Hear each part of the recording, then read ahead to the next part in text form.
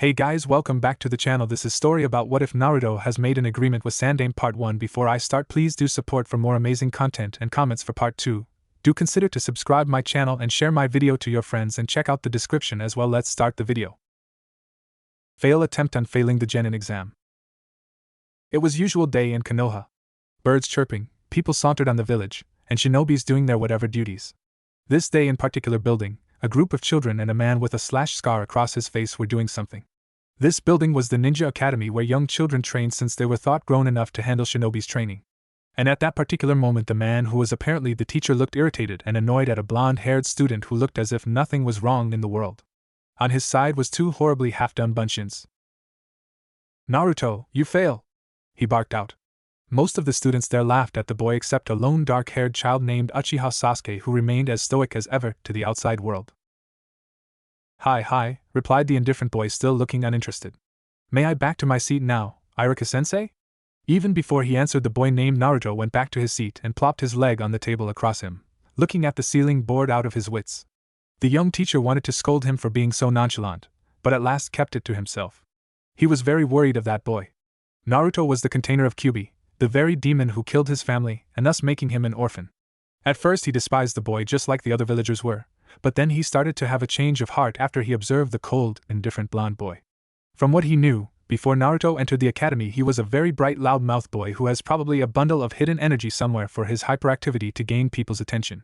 But then 5 years ago, when he was only 7 years old, the bright personality ceased to exist.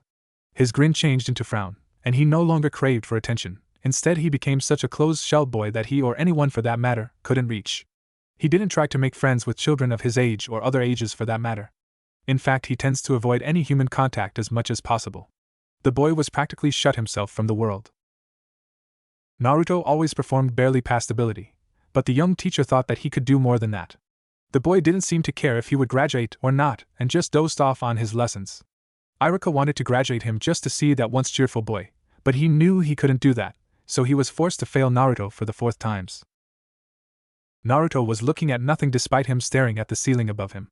He might look nonchalant about it, but actually he was cheering inwardly. He made it. It was success. He will not become a genin. He wanted to become stronger, sure, but being an official genin of the leaf meant that he pledged allegiance toward the very village where everyone gave him cold stares and hatred for something that he didn't do. Why should he become a shinobi if he had to protect the very village he despised? He hated this village and the villagers, and failing his genin exam was the best thing to do. After all, it was fairly easy. He only needed to twist his bunshin to make them appear dead and blotched up, and the teacher would fail him. The only reason he was attending the exam in the first place was just because Sandaime threatened to cut half of his allowance if he didn't come to his exam, just like what he had every time the genin exam was held. "Stupid old man," he growled, "he only said to come to academy not to do well in genin exam, so there." Practicing the fire jutsu he got, or rather, demanded, from his tenant, Naruto looked up when his sensitive ears picked up the sound of fighting. Curiosity got the better of him. He neared the source only to find Iruka and his other sensei he didn't like, Mizuki, were battling against each other. The favor went to Mizuki though. He wondered what the hell happened there. "Give the scroll back, Mizuki," Iruka ordered, but the said person just laughed. "With this scroll I would be unbeatable. And I'll be stronger than Hokage himself." Naruto raised an eyebrow before rolling his eyes. "I see another power-hungry human figures. Human are so predictable," he scoffed. He saw Mizuki slash Iruka's shoulder with a poisoned kunai, judging from its sick green color on its tip and the smell that nothing but a very sensitive nose could smell. Should he help him? But if he did, he would help Konoha, something that he didn't want to do. His decision made when his sensei dropped to the ground breathing hard as the poison started to affect his body and Mizuki stood before him, kunai ready to strike. "He better appreciate this, or I'll be the one who castrate him afterwards," Naruto grumbled. The man didn't deserve to die. He was rather different than others who only saw him as Kyuubi, and that got him on his few okay people list. With his blurry eyes, Iruka looked up and saw Mizuki's kunai brought down to him. "So this is it, I'll die." He closed his eyes waiting for the inevitable. The sound of kunai's clang snapped him out of his mind. He watched another person protected him. Thank God, but he was proven wrong when Mizuki realized who he was. "Uzumaki," he growled in distaste. "Naruto?" he asked in disbelief. Now that he thought about it, the person was too short to be an adult, and there was no one ever made an Umbu at such young age after Itachi. "You son of a bitch! How dare you ruin my plan? Whatever, the boy snorted. Mizuki wanted to retort something, but as if something struck his mind, he started to laugh, making the boy before him wondered whether he was out of his rocker. Ku. Do you ever wonder about why the villagers hate you, boy? Mizuki, don't! Iruka cried out, but Mizuki laughed harder, making the blonde boy roll his eyes. You! Save your breath, I have known about it since I was a child, moron, he smirked at the shocked faces from both people. Now, why don't we finish it? He smiled maliciously, then sent shivers to Mizuki. Why, you know why they hate you? A tone of disbelief came out of his voice. Of course I know. What do you think I am? Stupid? Then you know that you're a demon, the scroll thief snarled. Hardly. The thing inside of me is the demon, I'm only its container, there is a difference, Naruto yawned much to his irate. Now, could we finish it? I want to have a warm bath after this. Gritting his teeth, Mizuki dashed with kunai on his hand. Naruto! Iruka shouted. The boy stood there doing nothing, only eyeing the traitor lazily. He yawned once more, hands still on his pockets. In the last moment when the kunai almost connected with his chest where his heart resided, Naruto simply sidestepped and brought his knee to the surprised Mizuki right on his stomach, giving him a heavy blow. Before the man could recover, Naruto brought his leg and stroked his back neck, making him kiss the ground and let out a muffled yell of pain. Is this all you can do? You said that you will be stronger than Hokage, but honestly, seeing your condition right now, I could say that that won't happen to a weakling like you. A chunin got beaten by a mere genin. Ha! What a laugh! Naruto smirked as he placed his foot above the man's head. He backflipped to a branch to avoid a kunai from Mizuki, whose dirty face was red from rage. Oops, did I bruise your ego? He chuckled. Iruka was gaping at the sight of it. Was this person really Naruto? If he was, the boy really did a good job hiding his real power. You monster! Naruto sighed in annoyance. Haven't we already established that issue? You don't need to shout that loud. I'm not deaf, you know? Roaring, Mizuki lashed out 5 kunais to his direction only to meet with empty air, as Naruto dodged them like it was the easiest thing to do in the world. My. What a feisty temper you have. You really need to keep in check with your temper, he taunted, and it worked. Shut up, demon! He charged blindly. Naruto sighed at the blatant stupidity act. Why couldn't he get a better opponent, someone that was more challenging? He held Mizuki's wrist that gripped the kunai, and using the momentum he swung his body to a nearby tree right on his face. Smack! Yeah, that seems quite hurt. He waited for a moment, but he didn't give an indication of being conscious. He turned his attention to his slack-jawed sensei. What? No thanks at all? He smirked. Oh well, you could handle the situation now, right? He started to turn. Naruto, wait. Come here, he said, feeling the poison still inside his system. Quirking a quizzical eyebrow, the boy complied. Close your eyes. You're not gonna try to kill me, right? Because I tell you that it won't work, Iruka shook his head. Sighing, he closed his eyes. He felt him fasten something on his forehead. Blood was drained from his face. It couldn't be. Congratulations, Naruto. You passed as a genin. The blonde boy was as white as a sheet and he looked horrified. Nani. The shout rang from the forest and scared birds away. First impression. Naruto swiped all of the things on his kitchen table in anger. They were thrown to the wall and broke into pieces, much to his delight. He really needed to vent his anger. Everything went wrong. It went wrong because of a stupid teacher that didn't know what he really wanted. He punched the wall and made a small crater there. His knuckles bruised at the force, but in a second, the wound vanished, leaving an unmarred skin. Kyubi healed him. Thanks, furball, he smirked, and then paused. Yeah, I guess I am a baka, idiot, after all, he frowned. Tell him? How in the hell I tell him if right now he was in coma? I didn't even have the time to reject it when he just fainted there. Silent. Che, just leave me alone, he muttered and plopped down on his bed, sighing. Whatever, I won't come to academy. To hell with them, he closed his eyes and drifted off to dreamland. Ninja Academy. The students were chatting happily. Today there would be real genins. They didn't care that Uzumaki Naruto didn't come. After all, only the ones who passed the test should come today. They turned around when the door banged open. All talking ceased to exist when they stared at an unfamiliar face. A black-haired woman came in. Her eyes darted over them, and she sent them a nasty smirk that gave them shivers. Her hair was short, and she wore a trench coat. She looked scary and intimidating. Since Yumino-san is currently ill, he won't be here now. Hokage-sama asked me to substitute him today. My name is Anko, and you would do well if you listen me or I won't be nice. She licked her lips and there was a scary glint in her eyes. The students gulped at her threat. They nodded hastily. Anko smiled. Good, good. She sat on the teacher desk and opened a folder. She took out a paper out of it. She scanned it and smirked before looking up again at the students.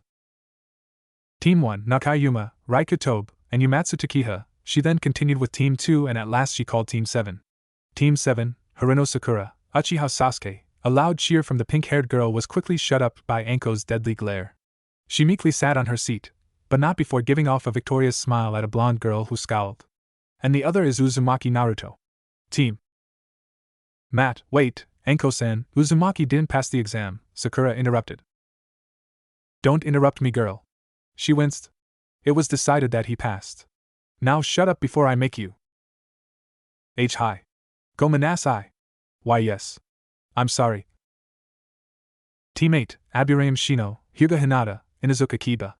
Team 9, Amain Haruki, Haneda Neru, Sanada Yukaim. Team 10, Naro Shikamaru Ino, Chuji, and I'm sorry, but I forget their surnames. I tried to remember it, but it was no use. Team 11, Hanamaru Ichigo, Furuhara Keiki, and lastly Hino Seiji. That's all. Your jounin will soon pick you up here. The nasty woman exited the classroom. The new genins were grouping on 3-men teams, all except Team 7. The pink-haired girl chatted happily to her crush, ignoring the fact that he looked irritated with her attitude. They were waiting for their jounin to show up. All other teams were already picked up, but their jounin was late. Sakura, tired of talking non-stop to unresponsive Sasuke, just looked at the ceiling. 2 hours later a silver-haired jounin with a mask on his face came in. His left eye, and Sharingan was in Kakashi's left eye, wasn't it? Was covered by his leaf hideate. Yo, I'm sorry I'm late. There was a drowned cat in a river and I helped it. The genin stared at his dry clothes before they looked up, clearly not convinced with his story. Where is your other teammate? He blinked and looked around. He didn't come. Stupid blonde boy, Sakura muttered the last part. Then we just have to pick him up. He took a paper from his pocket and read something on it. Come on, guys, they followed their jounin sensei. Well, here is it. They glanced at Naruto's flat. He's on second floor. He hasn't even finished his talking when the pink-haired girl rushed to second floor, intending to give the blonde genin a piece of her mind. Well, he looked at his other charge. She seemed to be in rush. Sasuke only grunted and crossed his arms. Uzumaki-ai, she shouted loudly. Kakashi and Sasuke heard pounding sounds from upstairs before it was followed by a shriek. Locking their eyes, both jounin and his charge darted to where Sakura was. Both of them raised an amused eyebrow when they saw her state. She was hanging down with a rope catching one of her ankle. She was covered with sticky goop and feathers. The girl shrieked at her state, especially when her crush saw it. The door of Naruto's flat opened by its irritated owner. Shut up. Don't you know that it's rude to disturb someone else's peace? Release me at once, you insufferable mangy blonde idiot, she yelled. And why should I do that, Pinky? Pinky, I'll show you that. Ma, why don't we resolve this with peace? Naruto and Sakura stared at him as if he has grown 2 heads. Who are you anyway? And what are you doing here? I'm your jounin sensei, here to pick you up for our genin team's first meeting, Naruto scowled darkly. Well, you waste your time then he suddenly smirked. Have fun, he said when suddenly a barrage of kunais shot up from the roof. Kakashi and Sasuke, who was beside the older man, quickly jumped back. The sharp weapons hit the floor where they were seconds ago. Not good, Inu. Just as he said that, the floor beneath him cracked, and he almost fell if not for his quick reflex. Unfortunately for Sasuke, he was too late to react for it and fell with the floor. They heard a loud crash and Sakura yelled in fear for her Sasuke-sama. A moment later the dark-haired boy jumped from the hole with a skull plastered on his face. His body was covered with white flour from head to toe. The Uchiha Avenger looked murderously at Naruto, who simply raised an eyebrow and smirked. My first impression on you is that I don't like you, Kakashi stated. Naruto smirked darkly. Oh, don't worry. The feeling is quite mutual, his eyes glinted. Oh, make. Sandaime gazed at the boy he was fond of sternly. Naruto, I want you to attend the genin exam, and that's final. Daoshite, why? I'm not interested in becoming a genin, the blonde boy replied back without missing a beat. I know, but I still want you to attend it. I refuse, he said stubbornly. Then I'll just have to cut your allowance. The old Hokage shouted victoriously as he saw the disbelieved look. Yeah. That's not fair, old man. Naruto snapped, but he only smirked. Fair or not, you still have to attend the exam, he said boldly. Naruto opened his mouth, but then closed it again when he bowed his head and stayed silent. Sandaime hoped that he didn't crush the boy. Sixth drawer book, he heard him mumbled. He blinked. What did you say, Naruto? Third shelf, fifth from right. Huh! His eyebrow rose as he struggled to hear what the QB container muttered. Naruto looked up. His eyes were filled with a dark glint, and he was grinning from ear to ear. Sandaime didn't like his expression a bit. I said the sixth cupboard from right, inside the second drawer from below, beneath the journal book. And then another in the third shelf, behind fifth book from right. Sandaime's face paled. Naruto smirked maliciously. Do you want to hear about the other places? What about beneath the floor below your table, and then behind the second? How did you know it? The old man asked in panic. Know what? He asked as innocent as he could. The old man wasn't fooled a bit. Know the locations of them. Well, that's a secret. He inclined his head to his right and grinned wider. Old man, you're such a pervert. To think that you have a full collection of that kind of book. I wonder what will happen if your daughter hear it, he said the last part in sing-song tone. Sandaime gulped. He clenched his fist. Fine, what do you want? He asked with raspy and strained voice. Jiraiya's student's son crossed his arms and sat on his desk, tapping on the surface. Now, why did you think I want something? The old man glared fiercely, making the blonde Ninja Academy's student chuckled. Oh fine. Man, you're not fun. HM, if you want to bribe me, what about you doubling my allowance? He smirked as he gazed at his eyes unblinkingly. They stared for 5 minutes in a staring battle which was lost by Hokage. Fine, just go away. He huffed. Naruto exited the office with a renewed happiness. How did I get in this mess again? He took off his hat and then banged his head on the nearest wall, frustrated at being defeated with a simple blackmail, by a mere child no less. And oh. Part 3. Likes, dislikes, dream? Ado, Naruto tilted his head to his right to avoid a punch from Sakura. You should pay attention on where you aim your punch, Pinky, he taunted the irritated girl. Shanaru. Stop dodging, you coward! She swiped the floor beneath him only to have the blonde boy doing a backflip and landed 3 meters from her. Then you should stop your assault, and I will stop dodging. You should be thankful that I release your leg from the rope, he looked amused at the feathers and goop-covered girl. Ma, both of you should stop. We don't have all day, you know? The silver-haired Jounin flipped a page from his orange book. Naruto snorted. Who said that I agree to go with you? He challenged. Let's start with introduction first, such as your name, likes, dislikes, and your dream. Pink-haired girl, you first. Kakashi pointed at the now clean girl. Sensei, we don't know anything about you. Why don't you start first? She replied. Me? My name is Hataki Kakashi.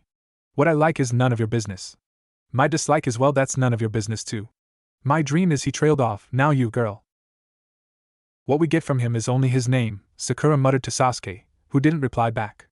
My name is Haruno Sakura, I like, she peeked to Sasuke and then blushed. My dream is to be, she looked again at the dark-haired boy. Then she scowled, I used to dislike Ino, but now I hate Uzumaki more, she glared at the boy who merely yawned. Her anger rose to the point that made her face as red as boiled crab. Smoke could be seen came out of her ears. Kakashi's sweat dropped. The one with black hair, your turn. Uchiha Sasuke. I don't have any likes, but I have a lot of dislikes. I don't care much for hobbies, and I don't have a dream, it's more like a goal. My ultimate goal is to kill a certain man and to resurrect my clan. Blonde, your turn, he pointed to the last genin. You should have known about me from my data, so I don't see the point of introducing myself. Well, your data only shows about your official information. And you need to introduce yourself to your teammates so they know you better. Who said that I want them to know me better? He smirked. Ma, I don't think a bit of information will hurt me. Uzumaki Naruto. I like to be left alone. I don't like to be surrounded by idiots. You don't need to know about my dream, he stated. Great. Kakashi wanted to roll his eyes. Hokage-sama wanted me to teach a team that consists of love-struck girl, an avenger, and a troublemaker. What a day! If not because the Uchiha boy would most likely angered and do something foolish if he doesn't pass as a genin, and Naruto Arashi-sensei, what should I do to your cold-hearted son? Kakashi wanted to bang his head to the nearest wall, feeling quite frustrated. Even if Hokage-sama asked me to pass them, it will be fun to see them sweat up a bit. With that in his mind, the fourth pupil turned to his genins. Well, now that we're properly introduced, I want you to meet me in Training Field 7. We will have survival training tomorrow. Demo, but sensei, we have already done that in academy, Sakura asked, feeling quite confused at what he said. This isn't the normal survival training, Kakashi smiled, but there was something that made the girl uneasy seeing that smile. What kind of training is it then? She asked. The jounin chuckled. What's funny, Kakashi-sensei? She fumed.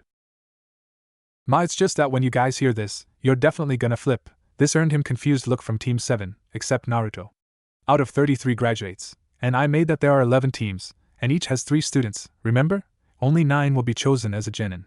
The rest will be sent back to the academy. Naruto's eyes lit up at the obviously good news, for him, at least. Eehee! The only girl in the team yelled in shock and disbelief. Even Sasuke's jaw clenched. But we have already graduated as genins, she protested. Kakashi shook his head. That's only the first part of the test. The second part is a test that consists of whatever the jounin instructor decided. The big forehead girl wanted to cry here and there when she heard it.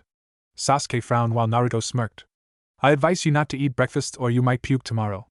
Dismissed. With that he disappeared from their eyes. Naruto stood up and jumped down from the roof and then ran back to his flat, leaving the other 2 alone still stood frozen on their place. He opened his door and went to the kitchen where his refrigerator stood. Opening it, he opened a can of milk and drank it. He wiped his mouth and smirked maliciously. I can't wait to see you survive my survival training, sensei, he said the last part wickedly. When Sasuke arrived on Training Field 7, he didn't expect to see Sakura dumped on a 2 meters deep hole acting like a scared rabid dog. There were tears on her eyes, and she didn't seem to see him outside. The pink-haired girl tried to climb the hole frantically to no avail. Her mind didn't work at all. He wondered what happened to her that made her acted like that. There was nothing inside that hole and she acted like ghosts swarmed her. Apparently she even forgot how to jump. 2 meters wasn't deep at all. Only untrained academy student couldn't climb that. Bugs, get away from me! She shrieked. He blinked. There are no bugs inside that hole. Then something clicked inside his mind. Genjutsu. He contemplated whether he needed to help her or not. He scratched his head and sighed. As much as he disliked her, if he didn't help her there was a possibility that she would end at mental institution after this. And he didn't want her parents killed him for not helping their daughter before he could avenge his family's deaths.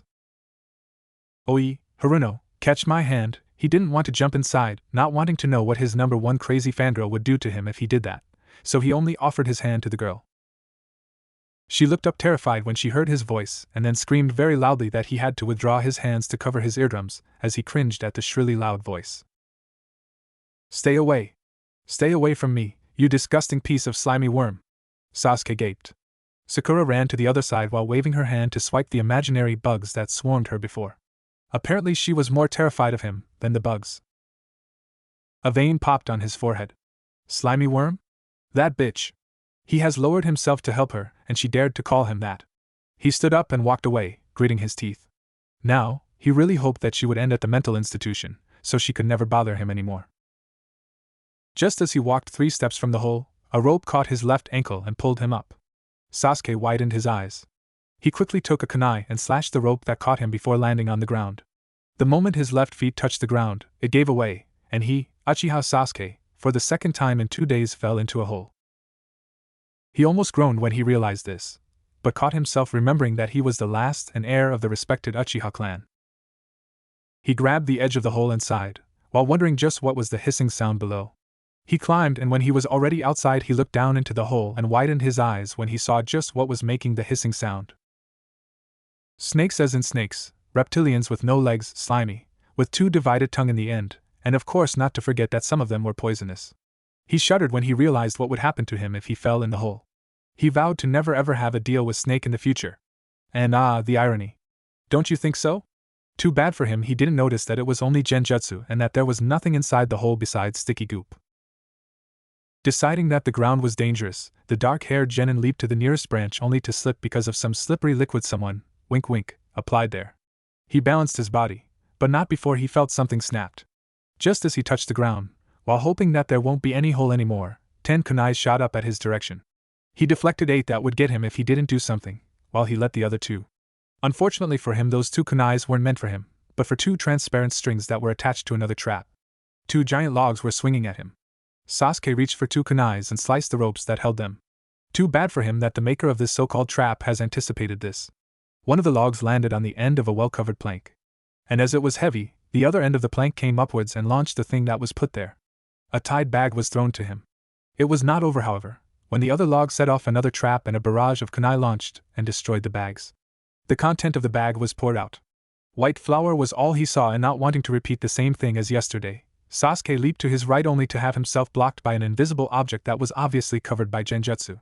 He was too late to avoid the flour now, and he could only turn his back so his face wouldn't be covered by it. Grumbling, he turned again when he was sure that it was over. His eyes twitched when he felt like his back needed to be scratched thoroughly. He scratched his back, but the itchy feeling didn't leave him, instead it became worse. His eyes widened in rage when he realized what the flour was. It was itching powder. He gritted his teeth and swore that if he ever found out the one who built this trap, he would torture him. Heading to the nearest water source he knew of, a nearby small river, Sasuke refrained his hand to scratch his back, hands, head and legs. He was cursing all the way. He had to face off against some simple kunai and shuriken traps that he easily disposed. His desperation to get rid of the itches motivated him to move faster than his usual max speed. He was really glad when he saw the blue color of water in distance. He looked up in alert when he felt himself stepped on something that would most likely trigger a trap. Much to his relief, there was nothing barreled up on him. His relief was short-lived, however, when a rain of kunais with some of them holding explosive tags launched toward him. His eyes widened. The sound of explosion rang throughout the training field 7 and beyond that. The people who trained on field 4 to 10 whirled their heads in shock, stopping their activities. They were trying to find the source of the earthquake and the abnormally loud sound of explosions. Yes, explosions, not explosion. Apparently the explosives set each other off and made a series of blasts. What the fuck is wrong with this place? A scream of frustration was heard throughout the forest. Naruto opened his eyes lazily. A smirk plastered on his face. Judging from its sound, the Uchiha heir was in the first layer of the trap field he built. He chuckled, wondering when the boy would pass through all 3 layers and arrived at the design point, which where he was right now. He wondered what happened to the pink-haired Kunoichi. He was sure that he has heard her terrified shriek and knew that she was caught in genjutsu trap on the first layer. He hoped that her mind didn't snap and she became crazy because of severe trauma. Now if only the annoying Jounin appeared. Deep inside him, he heard the fox laughed at his mischief while giving him advice and ideas to enhance his traps. Naruto grinned mischievously. Nah, I just want to prank them, not killing them off. He rejected the ideas, although he stored them for later use. Naruto impatiently drummed his fingers on the log he was sitting on. An hour had passed since the meeting time Kakashi had set up. He had yet to show his face anywhere on training field 7. He would have either heard the man's screams or one of his foxes would have informed him of his arrival. Well, at least Sasuke and Sakura were still providing ample amount of entertainment. Though the shouts and explosions had stopped about 15 minutes ago. Were they just resting or were they giving up? It was so early in the game it would be very disappointing if they had given up. They were only in the second layer of traps after all. Naruto raised an eyebrow when his fox informed him that Sasuke went to help Sakura for the second time. Apparently after Sasuke had finally gotten all the itching powder off and running into at least 3 more log traps that set off an assortment of others, he decided that he needed help to get out of here. Unfortunately for him, the only other person around was Sakura, who had called him a slimy worm earlier that day today. The poor boy was all battered up, thanks to some holes he had covered up. After finally reaching Sakura, he was able to cancel the genjutsu. Sakura became even giddier after her crush saved her, but she felt embarrassed and a little guilty when she remembered that she had called Sasuke a slimy worm. Together, they were able to avoid many of the traps Naruto had set up. Unfortunately, when they did accidentally trigger a trap, they often set off almost all of the traps that they had already passed. And since the traps in second layer were harder than in the first layer, well, you get the idea. Naruto sighed happily as he removed a folder from his jacket. Life was so good. Naruto opened the folder and started to read. Inside the folder was all the information he was able to gather about the 2 who were stuck in the second layer of traps and a certain silver-haired Jounin. Naruto agreed to come to the introductions so he could learn more about the people he was dealing with. He was willing to bet that if hadn't agreed to come with them, then Hitaki would have told Sandaime about it. He already knew Sasuke's and Sakura's names, but he didn't know anything about their lives. He hadn't known anything about the Jounin until the meeting where he learned his name. And that was all he knew about them.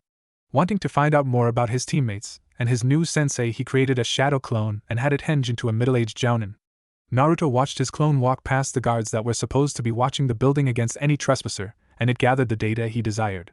Sometimes Naruto wanted to laugh at the lax security here in Konoha. They should have checked all the people who entered the building. His clone didn't even transform into any Konoha Jounin, only relying on the leaf Hydiate and Jounin vest for identification. Kegabunshin no Jutsu. That was the name of the cool jutsu he used to get past the guards. He learned it while watching a Jounin, who he didn't know, fight a group of bandits who had been found near Konoha's borders. With Kyuubi's guidance, he was able to successfully recreate the jutsu and was able to improve the clones a bit. Now his clones could withstand 4 hits before they would poof. Naruto reads Sakura's file next. It seemed that she came from a non-shinobi family. Besides the fact that she was an only child, all the other information was either rubbish or things Naruto already knew, so he went to the next file, Sasuke's. Sasuke came from the Uchiha clan, who made up the majority of Konoha's police force. The clan possessed a bloodline ability, a jujutsu called the Sharingan. The Sharingan allowed members of the clan to copy jutsus and see through any genjutsu. Maybe he needed to research more about this so-called Sharingan. Sasuke's father was the clan's leader. His mother retired from being shinobi after she married his father, and Sasuke had a brother named Itachi.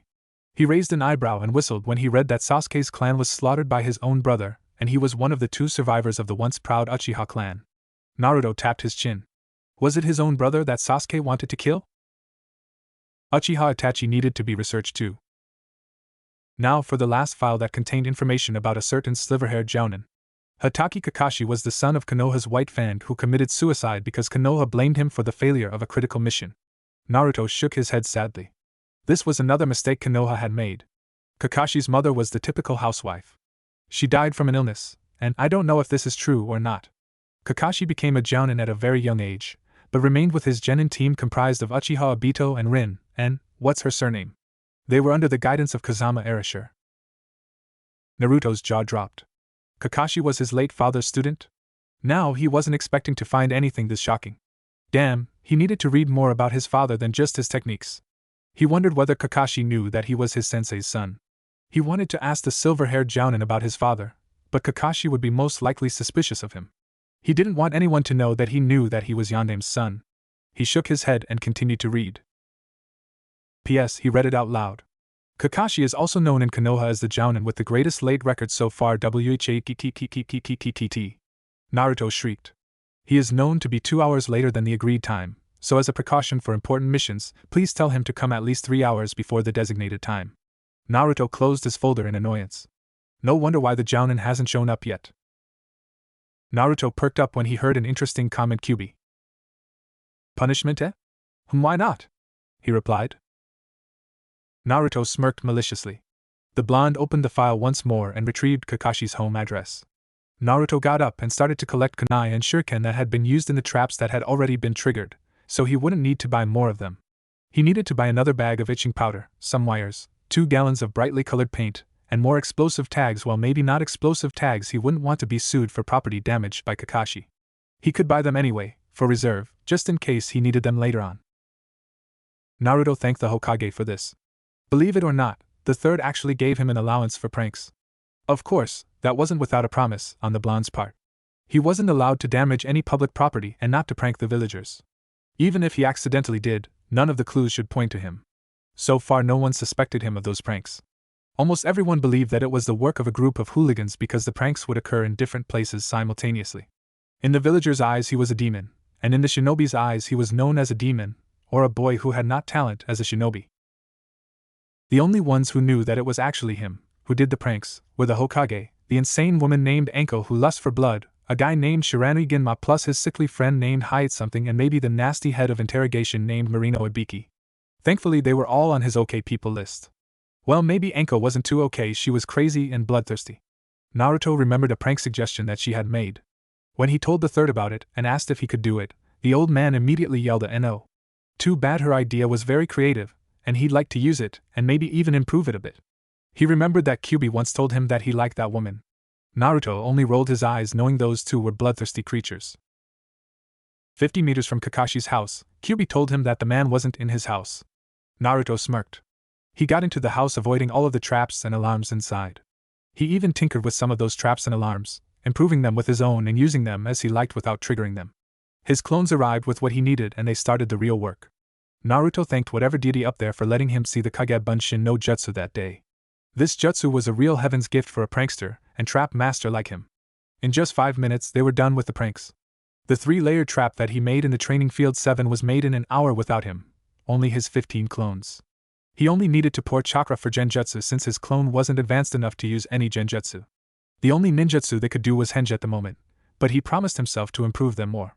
Having a demon sealed inside him was a curse, but also a blessing, especially when the said demon was Kyubi, who had a very devious mind. Not to mention that he had the intelligence and power to back it up. Kyubi's only downsides were his arrogance and his tendency to underestimate anyone. That was how he ended inside his belly in the first place. He underestimated the 4th and let him finish the seal because of his arrogance, thinking that it wouldn't do anything to him. When he knew what happened, it was already too late. Shut up, Fox. It was your own fault you let my father seal you inside me. Pause. Hey, it wasn't my fault that my father chose me to become your vessel. In case you forgot, I wasn't able to say no at the time. Naruto jumped from Kakashi's window after dismissing his 5 clones and ran toward training field 7, wondering whether Sasuke and Sakura had finished with the traps yet. Geez, your arrogance is your own downfall, he snorted angrily. His relationship with the fox was kinda a love-hate relationship. Okay, maybe not love, because he would never ever love the demon who caused him trouble in the first place. Kyubi hated him for what his father done, but he couldn't do anything now, so he decided that Naruto had to pay for it by wreaking havoc to the village. Naruto himself hated the fox because he was blamed for something he didn't do, but the fox was his only chance to become stronger. Plus he also hated the villagers, so he didn't mind annoying them. They made a deal. Kyubi wanted to have a strong vessel. A weak vessel would make the fox a laughable material in the demon realm, and weak vessels had the tendency to suicide. Also, if Naruto died, so would Kyubi, and he didn't want to die even if it meant he needed to train the boy whose father was the one who sealed him. Naruto wanted to become stronger. Kyubi hated his father and Naruto also blamed his father for his misfortune. Both of them didn't like Konoha. They decided to work together. It's been 5 years since Naruto found out about Kyubi and communicated with him. That was their relationship then and still was even now. There was no love lost between them, and it was this relationship that they were most comfortable with. They didn't need to like each other to work together. Survival was the most important thing for them. Naruto found the trunk he had previously sat on. Taking a moment to sit down, he then put 2 fingers to his lips and then whistled without sound. No more than 30 seconds later, 5 small red foxes were sitting below him waiting for his instruction. He told 2 of them to search for Kakashi, 1 to search for Sakura and Sasuke and the other 2 to stay with him. He jumped down to the ground and sat below the tree and petting the purring foxes sitting on his stomach and to his side. 2 minutes later the red fox on his belly, a red fox with a black strip on its neck, perked up. It paused for a second before it yipped. Naruto smiled. The fox he asked to search for Sasuke and Sakura had found them. He put his hand on the black-stripped red fox and closed his eyes. Images bombarded his brain. Sasuke was bandaging the wounds he recently got. 2 meters across from him, Sakura was angrily trying to remove the mud that covered her strawberry-colored hair. Naruto smirked. He asked the fox on his belly to tell its friend, who had its eyes on both genins, to continue watching them. He withdrew his hand from it and laughed loudly. He stopped when the fox on his left side yipped. His smirk grew wider. They have found the jounin. He placed his hand on its forehead and immediately saw Kakashi in his mind. The jounin was standing in front of a stone that Naruto remembered as the memorial monument reserved for shinobi that died on a mission, or to put it simply, killed in action. He wondered what he was doing frozen in front of the stone. Did the jounin have any friends whose name was carved there? One of the fox got closer, so Naruto could see the names. He thanked Kyubi for his enhanced eyes. Naruto saw Obito's name there and realized that it was the same Obito that was his father's student. He understood the implication, but growled when he decided that even if Kakashi used his sweet time for his dead friend, didn't mean that he needed to be late for everything just to remember his teammate. It wasn't professio, the heck. Why did he care about shinobi professionalism? He sure as hell didn't want to be Leaf Shinobi, and if Kakashi wanted to be late for Leaf's meeting, that was good for him, wasn't it? After all, it would be Konoha that got the blunt of his lateness. Still, it was him now that was waiting for the annoying jounin. Shaking his head, Naruto quickly sent 5 clones to reinforce the traps on the way between them. The jounin needed to be taught not to stay late when he was meeting with Naruto, or the consequence would be dire. 30 minutes later, Sasuke and Sakura arrived. Dirty, wounded, torn clothes, angry, and of course not to forget wounded pride in Sasuke's case. What happened to you? You look like as if you were mauled by wild beasts or something? Naruto couldn't keep the amused expression off his face. The two whipped their heads in surprise, they hadn't detected his presence. When Sakura saw his clean state, she was angry. It was you, wasn't it? She bellowed. Me? It was me what? He replied as innocently as he could. It was you who set those freaking things. Sasuke glanced at them, and then narrowed his eyes at the blonde. Why did you think I'm the one who built those traps? He asked calmly, but his lips twitched, holding his laughter. See? You knew about the traps and you didn't trigger them. That means that you were the one who built them. She yelled as loud as she could. Maybe it was you who couldn't avoid simple traps like though. Shut up. Okay, he shrugged in a way that infuriated her much more. With his two foxes in his hands, Naruto jumped higher on the tree to avoid her wrath. Good choice, because the pink-haired girl was ready to kill him, not that she could, of course. She didn't seem to realize that Naruto had two red foxes with him, but Sasuke saw them and he stared at Naruto with an unreadable expression. A loud surprise shriek sliced through the silence of the forest, quickly followed by a barrage of explosions. Sasuke and Sakura looked at each other. They sympathized with the poor soul. Unbeknownst to them, those triggered traps were more dangerous than the ones they faced off. Luckily, it was a Jounin, a genius one at that, who faced those traps or he wouldn't survive.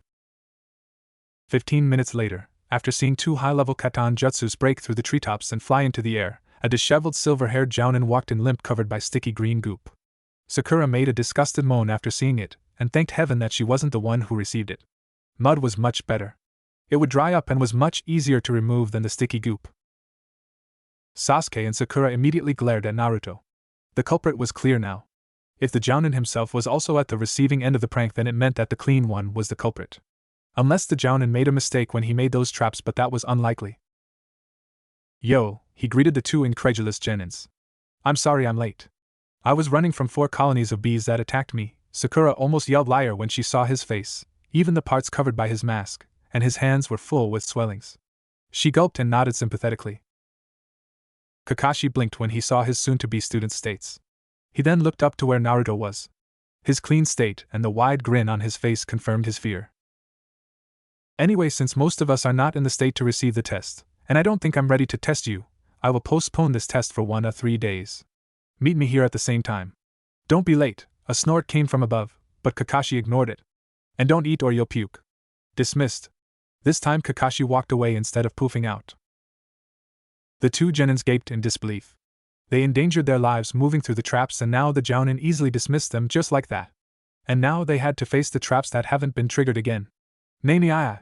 This time Sasuke joined Sakura as they bellowed incredulously at the Jounin who was not in their sights anymore. Naruto grinned. Mission success. Now he only needed to hear about the other traps.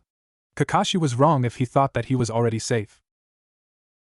Inside him, Kyuubi chuckled. Even if he was sealed, at least he got a decent vessel. Sarutobi Asuma tapped the table in front of him impatiently. He was currently waiting the other Jounins to hear the Genin exam result. So far, only Shiranui-ginma arrived with the news that his team didn't make it, while Asuma's team members were succeed in becoming real Genins. The two Jounins looked up when the door opened, and 3 people entered the room. Yuhi Kurenai, a genjutsu specialist, walked in with satisfied look plastered on her face, so Asuma could conclude that her team passed the test. Now, Gekka Hyde's and Yuno Korugi's faces were more difficult to read. Hyde brought his hand to his mouth and coughed. Asuma never understood why the sick shinobi didn't stop being shinobi. The sick Jounin always seemed as if his life was on thread and would die if he fought against enemy shinobi, regardless his excellent sword technique. Korugi was a silent Jounin and his face betrayed no emotion, so Asuma gave up on reading him. So, the cigarette-obsessed Jounin started. How are your teams? My team passed, Kurenai smiled. Inuzuka Kiba is a very energetic kid and a loudmouth, she added afterwards. Inuzuka, isn't that the dog user clan? The red-eyed woman nodded. Yes. The other one is Abdurrahim Shino, a very quiet boy and creepy if I could add. He uses bugs. The Jounin woman shivered at the mention of bugs. Ugh. I hate bugs, she exclaimed. And I also got the heiress of Hyuga. Her name is Hinata. She is very shy though, and didn't have any confidence whatsoever on her bone. Hopefully I can make her more confident after some training. So you gotta be a Kugan user and 2 animal specialists in your team, Genma voiced in. What about you, Hate? The Jounin asked his sick friend. Hate coughed before answering. They failed, he simply told them that. Can you elaborate about your team? Kurenai rolled her eyes. Men. Nakayuma is an average genin, he's rather shy and preferred to stay alone. He's Kajiro's son. Raikyutobe has good taijutsu but really sucks at genjutsu. His ninjutsu is average. Yumatsu Takiha is a troublemaker and like to start a fight, but doesn't have the brain to support his brawl. Nothing interesting about them, he coughed again. What about your team, Urano-san? Kurenai asked politely. The quiet shinobi was her acquaintance, but she wasn't close with him, so she called him with his surname. My team consists of a main Haruki, Haneda Neru, Sanada Yukaim. Nothing interesting about them. They failed, he took a seat beside Asuma. Well, my team is the next generation of Yamanaka, Nara, and Akimichi. The Yamanaka girl, Ino, is really loud, he winced at his memory. Nara Shikamaru is even lazier than his father, but he has the brain. Akimichi Chuji is well in Akimichi, I guess. Asuma scratched his hair, not knowing how to describe his food-obsessed genin. I guess it's my turn, Genma chewed his metal toothpick. Team 3, Rihara Shinju, Kaoru Arisa, and Wamaki Hana. Rihara seems to be a leader type. He has good reflex, but is quick to anger. Kaoru is a genjutsu user like her mother, but she lacks the experience to use it on battle and is easily scared. Hana is a strategist. I'd say that if she has a better team members than the other 2, she could pass the test. Alas, the team failed. The 5 shinobis talked for a while as they waited for their comrades to come. 4 hours later, the only one that hasn't come was only Kakashi. The others have said that their teams failed. If Kakashi didn't fail his team, then the Jounins had to pick up 3 genins from the failed teams to be the new genins. They didn't know that Sandaime has decided that Team 7 will pass. Why am I not surprised when he is late? Kurenai asked, annoyed. Oh, Kakashi, my eternal rival, you shouldn't come late for a meeting like this. You could corrupt the burning Konoha use. Guy exclaimed tearfully. The other's sweat dropped at the sight. Guy was the last year genin team sensei, but he decided to take part in the meeting. Ignore him, one of the Jounins, a female medic named Haika Shiori, said. The rest of the Jounins completely agreed with her. Half an hour later, someone with silver hair entered the room. Kakashur? Asuma gaped at his comrade's state. The other Jounins gawked at the silver-haired Jounin in disbelief. Even Yuno and Hate raised their eyebrows. Ah yo! The son of Konoha's White Fang scratched his back in embarrassment. The Jounins there were wondering what happened to the genius shinobi. He looked as if he had a great battle and got his butt kicked. His face was red, not because of embarrassment, but because of the small red swellings he got. He got a bandage on his forehead. His left arm was bandaged and some locks of his hair were colored blue, green and red. Even Guy couldn't say anything when he saw his rival's state. I'm sorry I'm late. I have met with a little devil that caused me some problems that I have to cancel the genin exam, and when I came home, I triggered the newly placed and my own tinker traps that I have no doubt that it was done by this little devil. And after that I have a problem with some polices because my neighbors sued me for public disturbance. Because of the blaring noise from my speakers that was part of the traps. He cringed at his memory. Silence. The Jounins continued to gawk. Anyway, I'm late because I have to wash myself because of some traps. Go to hospital to get my injuries healed and go to Hokage's tower to request a genin team to fix my completely messed up house and go to the police for my case, he added. It was actually Hate and Genma who broke the silence. They looked at each other, knowing the real identity of this little devil before blowing in laughter. It broke the ice and the rest followed their leads. Kakashi's face was as red as tomato now. Kurenai thought that it was cute, since she never seen the cool and collected Kakashi look so flustered and irritated like that. PFT, Genma smirked mischievously. Now, that's what I call a good reason unlike your other lame reasons. He picked his toothpick. So who's this little devil? I thought that you peeped some girls in bath and they caught you, Kurenai asked curiously. Oh, Kakashi, you shouldn't let anyone beat you. It was my job as your rival. Guy clasped his hand. Or does this mean that a new rival has risen for me? The others ignored the green beast of Konoha. So, how's your team? Team 10 Sensei asked. Kakashi sighed before he took a seat in front of his smirking comrade.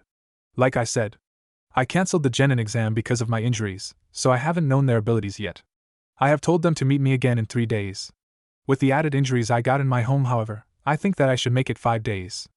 Anyway, from the introduction yesterday and the short meeting today, I can conclude that Uchiha Sasuke is a bit suicidal with the whole I'm better than you attitude. Haruno Sakura is a love-struck girl who doesn't have a motivation to be a kunoichi except to ogle at Sasuke, and Naruto is a real pain in the ass with a very devious mind and really, really creative. I admit that he has gotten the better of me with his mind-boggling traps that landed me in this state in the first place, the silver-haired jounin growled. That's Naruto, alright, Genma snickered. Kakashi shot him a suspicious glare. Naruto? One of the jounins raised his eyebrows. The Kyuubi's vessel? He asked in disbelief. Shirioku-rin was a fair shinobi. He was one of Konoha's shinobis that survived Kyuubi's attack. And even if his sister was dead that night, he didn't blame Naruto like the rest of the villagers done. He knew the difference between the blonde boy and Kyuubi. He didn't act hostile with Naruto, but he also didn't act civil either. He was skeptical, because he didn't know that Naruto actually had a rebellious streak, considering how quiet the boy was. Well, that proved that the saying you shouldn't judge a book from its cover right. 5 of the jounins were making a face at the mention of the boy. It was clear to see that they hated the blonde boy. Ren shook his head sadly. It was unfortunate that some people let their hate blinded them. Wait, so you meant that this little devil was Naruto? Kurenai gaped. Damn, that child really had done a great bang job on Kakashi, the so-called genius shinobi. She wasn't sure herself that she could wound Kakashi, but here it was, a 12-years-old kid kicked the silver-haired jounin but. Nuh! Kakashi lose to a 12-years-old boy. How could it be? The jounins rolled their eyes. There should be a law that stated imbalanced shinobi should be sent to mental institution. Asuma was quiet. Say, what if we make a bet? That got the attentions of all. Naruto sneezed. Damn, someone must be talking about me. The blonde boy rubbed his nose in annoyance. So what do you want to talk, old man? He asked rudely to Sandaime. I have heard about Kakashi's misfortune. The old man's lips twitched in amusement before his face returned into serious mask. And? Naruto drawled with a smirk on his face. I must insist that you don't do it again to him in the future. And why should I comply with your request? Naruto teased. Because I request it. Sarutobi yelled in frustration. The Kyuubi's vessel raised an amused eyebrow. That's not really an adequate reason, you know. Try again. He will be your team's sensei, and it would be best if you be good with him. Hearing this, the cheerful act was gone, replaced by a cold mask. Hokage's heart sank seeing it. Who said I want to become a shinobi for this village? Naruto narrowed his eyes. Tell me, why should I pledge my allegiance to the village who hate me? He hissed. They don't hate. Yes, they do. And you know, so don't you dare denying it, old man. Why else they threw glares, insults, and even assassination attempts, if not because of their hate to me? Sandaime was silent. And for all I know, I could have just leave this pathetic excuse of village. But you didn't leave, the old man pointed out. That's just because you will send your umbus to drag me back here. He snapped. But I'll tell you that when I'm strong enough, I will leave this accursed place, no matter if you send your hunter Nin to hunt me down. If that time comes, will you destroy Konoha? Sarutobi asked bluntly. He was filled with dread as he waited for the answer. The blonde boy in front of him snorted. Those people aren't worth my time, but if Konoha decided to hunt me, I won't sit back idly either, he grunted. There was a long silence in the room, before the Hokage looked up with a renewed determination. Naruto frowned, wondering what the old man was planning. What if I told you that I will grant you permission to leave Konoha at will as long as you become Konoha's shinobi and help it in the time of great need? Of course that would be after you passed as a chunin at least. Well, Naruto had to say that this was an unexpected development. Even the fox demon inside him was speechless at hearing the offer. That was a great offer, actually. The old man must be pretty desperate to have him as Konoha's shinobi that he offered something like this. He wondered why, though. Was it because he was Kyuubi's vessel? Or was it because of his father who was the fourth? Naruto opened his mouth, but closed it again. He consulted with Kyuubi for his decision. After a long moment of silence, the two came into a decision. Fine, I'll do it, the old man breathed a sigh of relief, but Naruto hasn't finished yet. But under some conditions, Sarutobi looked up with a frown. What are they? 1. If I'm attacked by some of your people, Naruto frowned. No matter that they are shinobis or civilians, I have the right to retaliate, and won't be punished for that. 2. He didn't give the old man a chance to speak. You will give me that permission no matter if I become chunin or not. After all, how can I be sure that the examiner would be fair to me? You'll give me that permission right after the next Chunin exam this year. Don't interrupt, I haven't finished yet, he said when the old man opened his mouth. 3. I won't use Konoha's hideate when I'm outside the wall. 4. What I do outside will remain outside, Konoha won't interfere with my life, and I have the right to reject any mission you send to me. I will help Konoha when it was needed, that's all. 5. I could take any mission I like even if it isn't from Konoha. And 6. Give me more allowance. The third was dumbfounded at the last request. Well? Naruto asked impatiently. Then I want you to promise that you won't kill them, just incapacitate them if they attack you. Naruto shook his head. If they're civilian, I won't kill them unless they pass the boundaries like injuring people close to me or send assassin after me, but I can't say the same for shinobis. Whatever mistake they do, they have to pay for the consequence, Naruto argued firmly. Alright, that will do. And I'll grant you permission only and only if you complete the entire exam.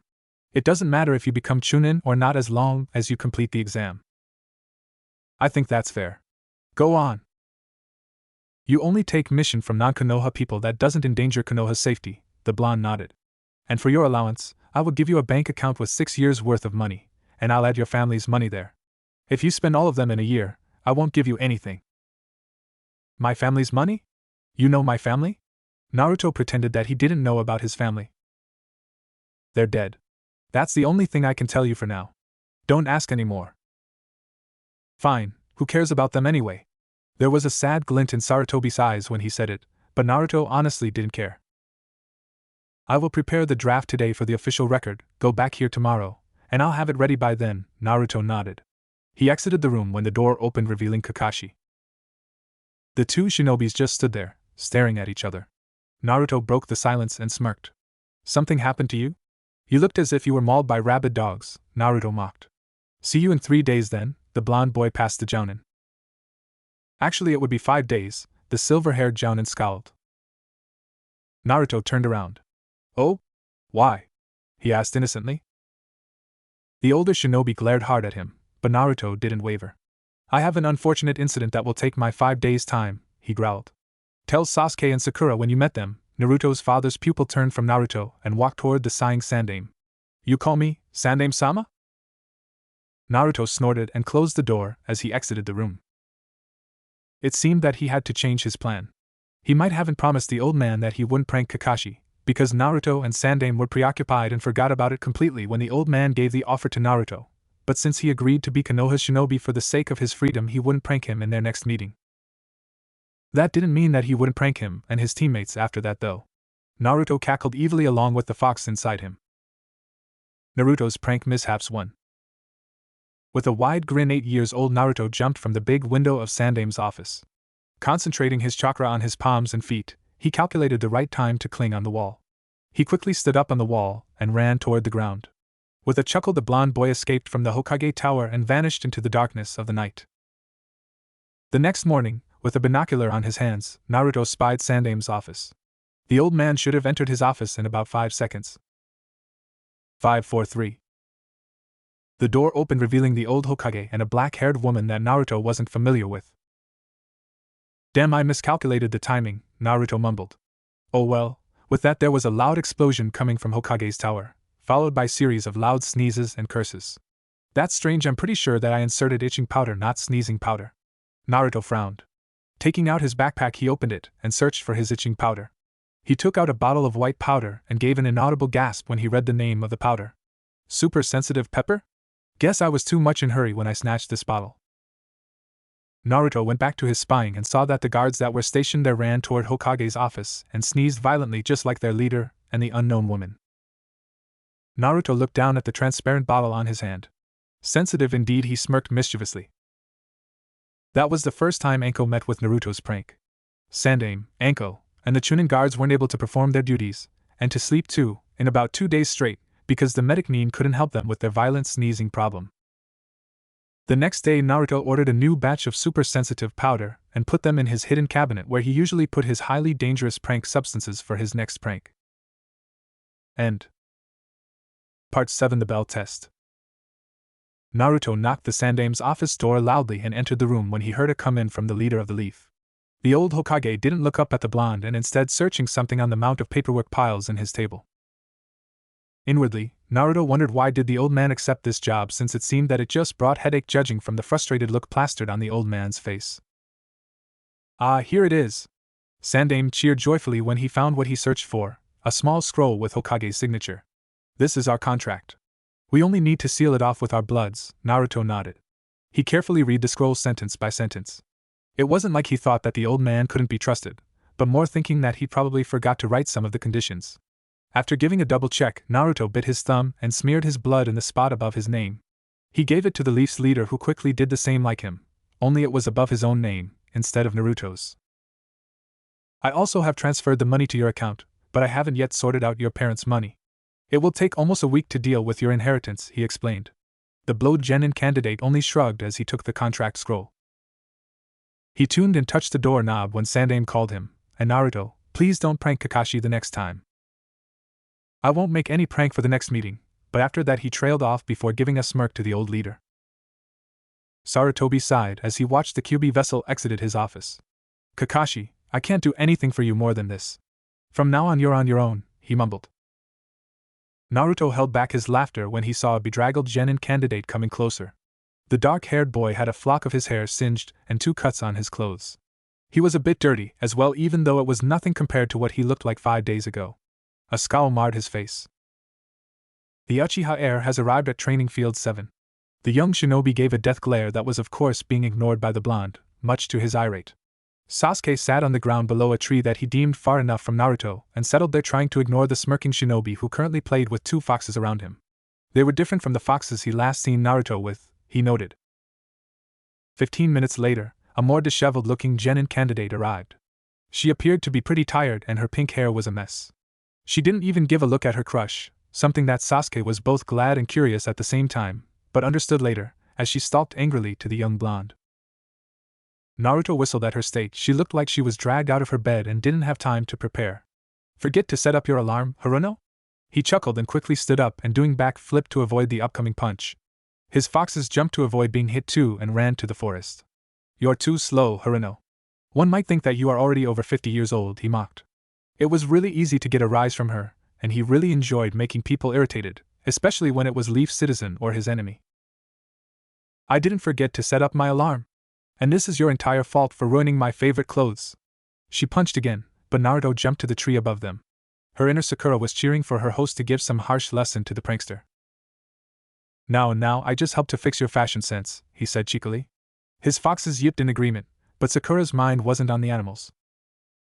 My fashion sense? My fashion sense? She was practically shrieking now. Naruto rubbed his ear to add her anger. What do you know about girl fashion sense? You male, she couldn't find a word to describe her loathe toward the boy above him. Do you know how long I was preparing myself for Sasuke Kyuin? Nope. Nah, Naruto shook his head in mirth at the panting girl below him. The pink-haired girl pulled her hair angrily, making her hair messier than before, much to the 2 boys' amusement, although the Uchiha boy hid it well with his indifferent look. She screamed in anger loudly before she went away from Naruto in rage. 15 minutes later she already back to bug Sasuke, much to the boys' irate and Naruto's mirth. 10 minutes later and Kakashi still wasn't there, so Naruto made a shadow clone to replace him when he used the time to train, without the other 2 genin candidates knowing. 2 hours later the 2 genins were on the verge on searching Kakashi and mutilated him. After dealing with Naruto's traps, Sasuke really wasn't in the mood for waiting the silver-haired jounin while an annoying fangirl budged him all the time. Sakura was torn between her anger for waiting the jounin instructor and was with the annoying blonde boy. She didn't know that it was a Kagebunshin playing with the foxes that returned from the forest after they deemed that the situation was safe again, and happiness to have more time with her precious Sasuke-kun. A loud yell from the forest gained their attention and the 2 genins looked around to find the source. Their jounin instructor appeared out of thin air in front of them. A cut was made in his jounin uniform and there was mud that covered his feet. The jounin looked rather annoyed as he gazed at the grinning blonde in the tree. You're late! Sakura shrieked as loud as she could, making Sasuke, who was closest to her, winced. Kakashi ignored her, as he gazed above him. I thought that Sandaime-sama has warned you not to make any prank this time. He gritted his teeth in annoyance, although the young shinobis couldn't see it because of his mask. I did promise him that I won't make any prank this time, but you see Naruto's, Bunshin's, grin grew wider. The traps you just met with are the remnants of the last traps that I built 5 days ago. That way I don't break my promise, Naruto remarked, much to the annoyance of the 3 people below. Fine. Let's get it done quickly. The sooner I can get you out of my sight, the better, Naruto shrugged before poofed out. What the? A second later, Naruto, the real one, emerged from the forest, walking as if he owned the world. So, what's the test? The blonde said cheerfully, much too cheerful for their tastes. Giving a glare to Naruto after he understood what exactly happened, Kakashi coughed and brought forth 2 bells, gaining their attention. There are 2 bells here. He sent a glare to Naruto's direction when the kid rolled his eyes and looked at the silver-haired jounin with a "yeah, I already know it. No need to say the obvious look. To pass as a genin, each of you have to get a bell from me." "But Kakashi-sensei, there are only 2 bells," the pink-haired girl commented. "Well, I did say there are 2 bells here, didn't I?" After being irritated by Naruto's traps and the reminder that he couldn't do anything to pay Naruto back for it, Kakashi wasn't in the mood of any interruption. He really didn't understand how this blonde kid could get under his skin so much without trying to lift any finger. He was usually cool, calm, and collected, and yeah, right, not easily angered by something trivial like being pranked. The girl blushed at the reprimand. "But..." The son of Konoha's white fan held out his hand. "The point is, the one who can't get any bell before 12 o'clock will be sent back to the academy." Kakashi smiled when he saw the expected reaction. "What?" Sakura shouted in shock. Sasuke was pale. Naruto, though, had to fight the urge to say, "Well, it's easy then. You two can try to get the bells while I go home and sleep." He had said to Sandaime that he would be Konoha's genin. This thought disgusted him, so he had to pass the test. He settled to yawn lazily as if there was nothing wrong in the world. Kakashi's eyebrow twitched at the sight. "But you're a jounin. While we aren't even genin," the Haruno girl cried out. "That's why if you don't give your best, you won't make it, Pinky." Sakura twitched at the nickname. "The one who didn't get any bell won't get lunch." At this, Sakura groaned as her stomach grumbled. Sasuke looked annoyed while Naruto took out his bento with a grin. "I have eaten this morning and already bring bento for lunch." 3 veins appeared on the shinobi's foreheads. The 3 were ready to castrate the blonde. "Anyway, you have to come to me with the intent to kill to succeed. Now go!" Just as he said it, a blur from his right rushed to the silver-haired shinobi, surprising him. He blocked the attack with a punch and felt the blur latched onto his arm after avoiding his punch. Kakashi's eyes widened when he saw a red fox clutch his sleeve with its small claw and wring his uniform as if it was rabid dog. "Thank you, Chibi Kitsune," a cheerful greeting came out of Naruto's mouth, turned their attention to the blonde. They gawked to see him taking out the bells from a brown fox's mouth and petted it, making it purr in satisfaction. The red fox in Kakashi's arm let him go and went to the young shinobi too, expecting to be petted like its friend. Naruto stood up and threw a bell to Kakashi. "I only need 1, he grinned. Kakashi had the urge to bang his head to the nearest tree. The annoying blonde ruined his test. They were supposed to work together to get the bells to pass the test. And he couldn't say that he did it the wrong way, because there were no rules that forbid the use of animals, and it was also a form of teamwork between the animal and its master. And speaking of animals, his file didn't say something like this. Kakashi pondered for a while. The Hokage would kill him if he didn't pass the team. And his sensei in the underworld would come back to castrate him if his son didn't pass. So what should he do? He couldn't say that this test was supposed to be a teamwork test too, because it was too early to say that, and they needed to understand it on their own. He had to improvise, and quickly. "Fine, Naruto, you pass," he muttered in annoyance. "Meet me in the bridge in Zankaha district tomorrow at 7 p.m. for our first mission." Sensei's son or not, he was itched to kill the annoying genin. "Wait, where's your hideate?" Sasuke and Sakura observed him when they heard it, and noticed that he was indeed not wearing his hideate. "In my flat." "Why?" "As a shinobi of Konoha you should wear them all the time," the jounin instructor reprimanded the scowling boy. "It is a sign that we proud of being Konoha shinobi." A loud snort came from the young genin as he gave a chilly glare to Kakashi. Yandaime's pupil took a step back in surprise. He knew that Naruto didn't like Konoha and its citizen, but to detest it this much. "Proud? Are you kidding? Why should I be proud to be a shinobi of this fucking village?" he hissed in rage. "Then why did you become Konoha's shinobi if you hate it? You should just drop out of the academy," Sakura yelled. Sasuke wondered about it too. She froze when Naruto turned to her with narrowed eyes and even colder eyes. "Shut your blabbing mouth, Haruno. Or I'll make you shut up myself. This isn't your business, Pinky." He scowled and left them. The 2 foxes followed their angry master. Kakashi sighed and shook his head. "Arashi-sensei, what should I do with your son? He's so difficult." Kakashi-sensei. Kakashi looked up and met the frightened face of Sakura. He sighed inwardly. Why did Uzumaki hate Konoha so much? Kakashi scratched his back. I can't say why, but just know that he has the right to hate Konoha. He noticed that Sasuke paid attention to him. Apparently he was intrigued by the blonde boy's act. Let's finish the test. Since Naruto has passed it, there will be only one of you that will pass. At this, Sasuke looked confident, while Sakura looked scared, thinking that there was no way she could compete with her crush.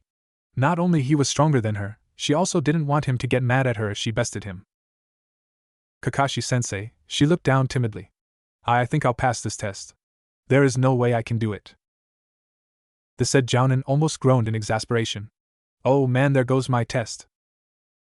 They passed, came the waited announcement from the silver-haired Jounin to his giddy comrades. Who? I told you they would pass. A black-haired Jounin with brown eyes shouted happily, thinking about the money he won. Some Jounins groaned, knowing that they lost their bet. So how did they do it? The other also looked curious, even they who lost the bet. Kakashi slouched on the chair and sighed. He scratched his back. They passed, all right. Only it wasn't in the way any of us thought, so no one won the second and third bets, really. The second bet was when they would realize the meaning of Kakashi's test, while the third bet was who would realize the meaning of the test. The ones who thought that Team 7 wouldn't pass didn't bet on the second and third and instead would bet on the fourth bet, when Kakashi would tell them they didn't pass. And the fifth bet, how Kakashi would humiliate them. What do you mean by that? Asuma looked intrigued. Kakashi sighed once again and recited how his test was ruined. Naruto rammed the tree in front of him in anger and watched in satisfaction as it gave off from the power he hit it with and dropped to the forest ground with a loud crack and created a local earthquake. Stupid Hataki! He growled. Stupid Haruno! They should go to hell! The foxes around him yipped to soothe his anger. Naruto looked at the pleading looks the foxes gave him and sat on the ground. The foxes walked closer and circled him. The blonde's face softened and he scooped one of them, a dark red fox with 4 white legs that looked as if the fox wore socks. He lifted the fox with his hands and brought him closer to his face. I'm not angry with all of you, you know, Naruto smiled softly. It yipped and licked his face. Hey! It licked again. The other foxes jumped to him and played with Naruto. Naruto laughed and spent his time playing with his foxes until they felt tired and slept around him. Laying on the ground below a tree, Naruto gazed at the sky. The stars were twinkling brightly in the dark sky. Naruto took out his contract scroll. At least, we will be free soon, the fox inside him agreed. Ibiki glared sternly at the prisoner bound on the chair in front of him. I asked again, who is your hirer? He asked harshly. The man whimpered, but still clamped his mouth. Ibiki sighed. This was getting nowhere. He eyed at the broken shinobi in front of him. The man's fingers were broken, his arms were dislocated, and his face was rearranged. The interrogation squad has tried to make him tell his secrets since 7 hours ago, but the man still wouldn't talk. A knock on the door to the interrogation room earned the head of interrogation department's attention. Enter. Who the hell this was again now? Unless it was overly important, no one should interrupt any interrogation. A flock of blonde entered the room, and Ibiki's eyebrow rose.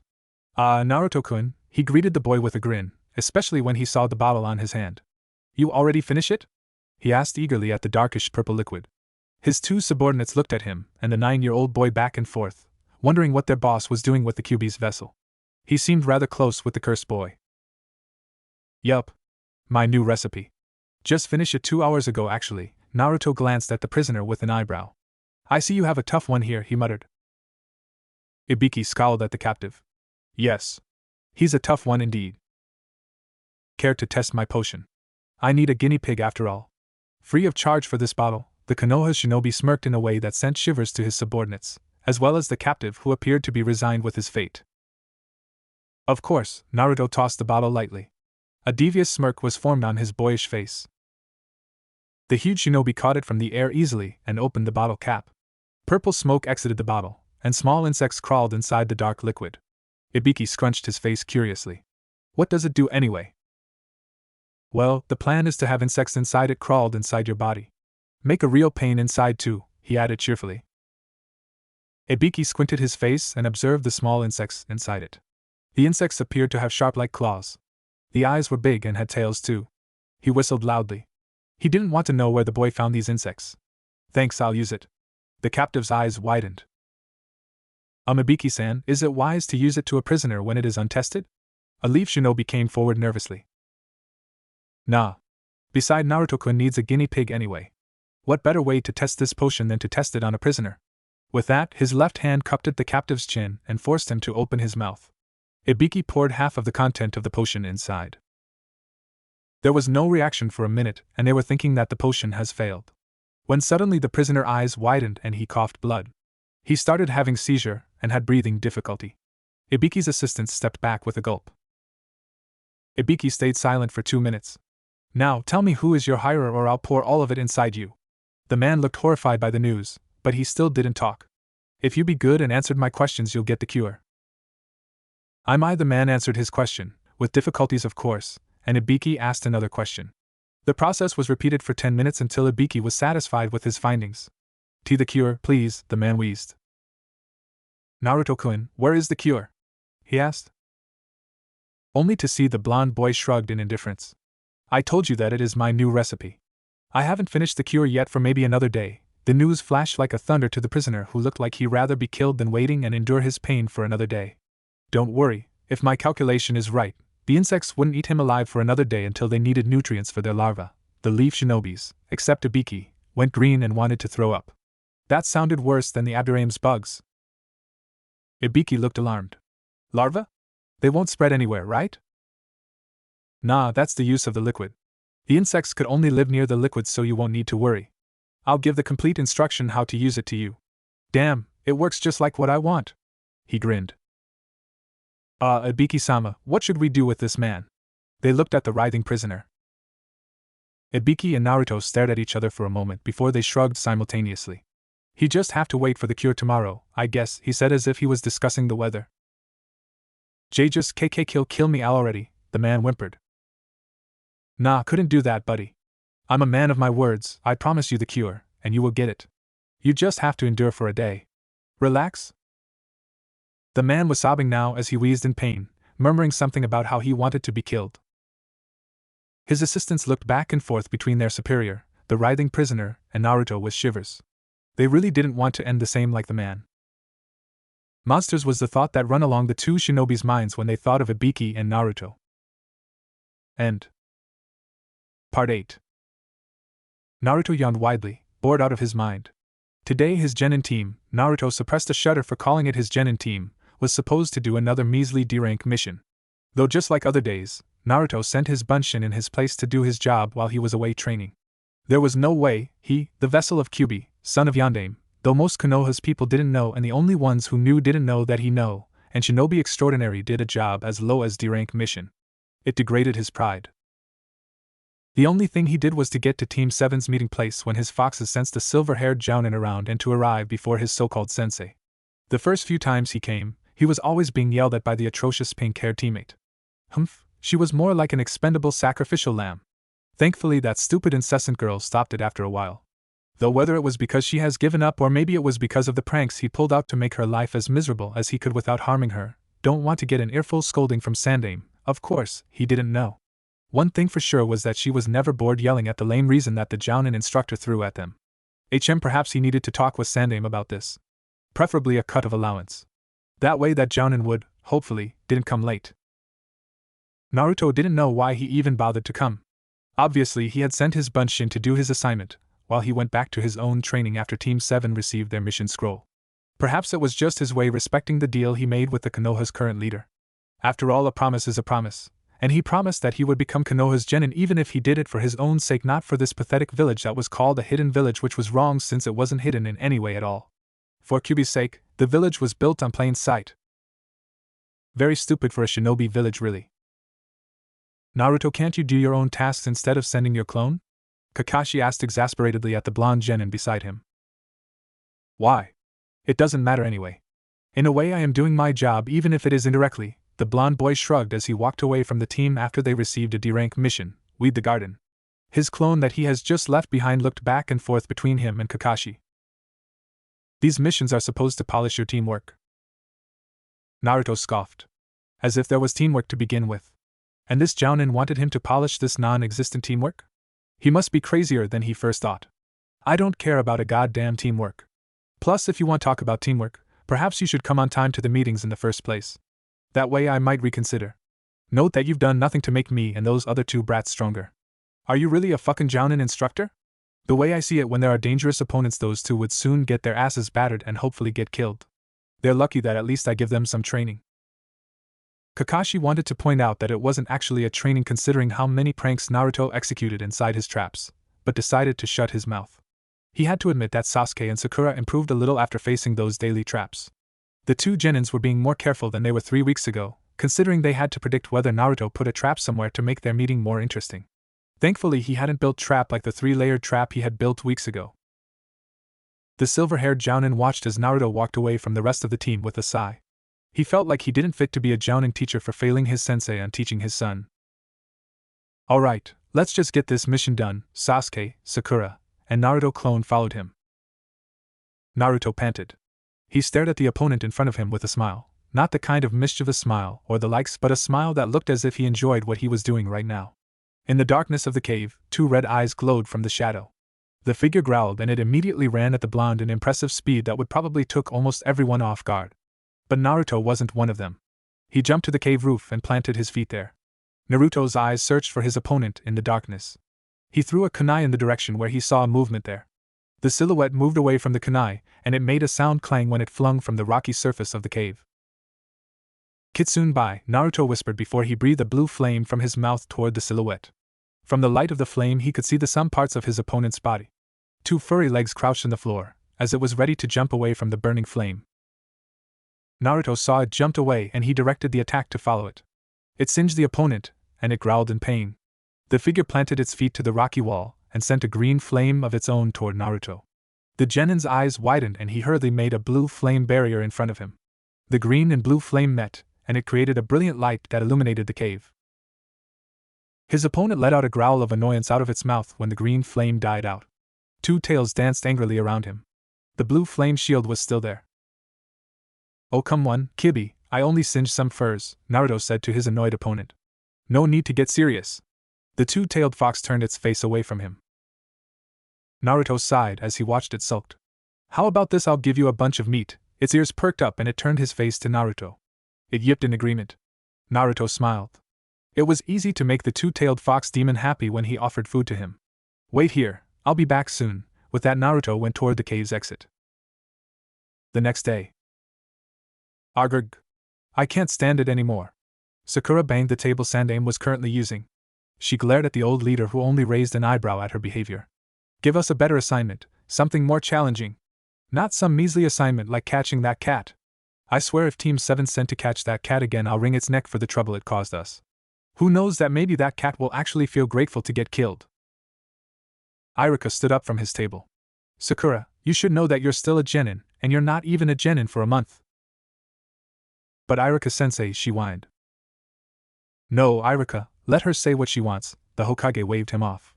The academy teacher frowned, but complied with his superior's request. Do the rest of you feel the same? Hokage asked the rest of Team 7. Sasuke nodded in agreement, causing Sakura to have hearts on her eyes. Carefully, Sasuke took some steps away from her.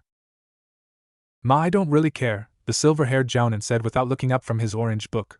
A giggle escaped from his mouth. Kakashi-sensei, you should give better example to your assigned team, Iruka said, enraged with the inappropriate behavior, but the jounin ignored him. What about you, Naruto? Hokage asked, earning the attention of others. If that meant that I can get out of this village for a while, I agree, was the blonde's reply. Hokage frowned with his reply, but nodded. I see, then I'll give you a C-rank mission. But Hokage-sama, Iruka complained. I have decided it, Iruka, the Chunin nodded mournfully. Your mission is to escort a bridge builder named Tazuna back to Wave Country. A man entered the office. He looked like a haggard drunken man. My name is Tazuna, the super bridge builder, Naruto downed the rest of the introduction as he wondering how the man could coincidentally arrive just after his name called. He wondered whether the man stood behind the door for a long time until he heard his name called. Don't he have to take a pee or something? Naruto thought. Of course he had known that there was a man behind the door, but his presence didn't seem threatening and Sandaime surely knew about him, so he shut his mouth. What? This is my escort? They don't appear to be able to handle their mission, especially that blonde wimp. Hokage cringed at the insult. A kunai was Tazuna's hair and embedded in the wall he was currently leaning on. The super bridge builder gulped at the scowling boy. His eyes darted to his left, and saw that some of his hairs were cut by the kunai. Insult me again and none will be able to recognize your corpse, not even your family, Naruto hissed hatefully. The silence in the office was only broken by Tazuna's stammering reply. Why yes, he nodded furiously. Naruto, you shouldn't do that to a client, Iruka scolded. The blonde genin rolled his eyes in annoyance at the pale teacher. Damn. He's still alive? And I had hoped that he would die from the poison kunai for the trouble he had gotten me, Naruto thought as he realized that it was indeed Iruka. He didn't really pay attention when the man argued with Hokage. Well, he won't be a client when I'm done with him, he smirked. Nah. Mama, it will probably be better for all of us if we go back to our own houses to collect things we're needed in our journey. Kakashi tried to avoid the possible bloodshed. He knew that Naruto could be dangerous when he was annoyed, and he didn't want the younger shinobi to get killed because of his lack of understanding about Naruto. Team 7 meet me in 15 minutes in the West Gate. Dismissed.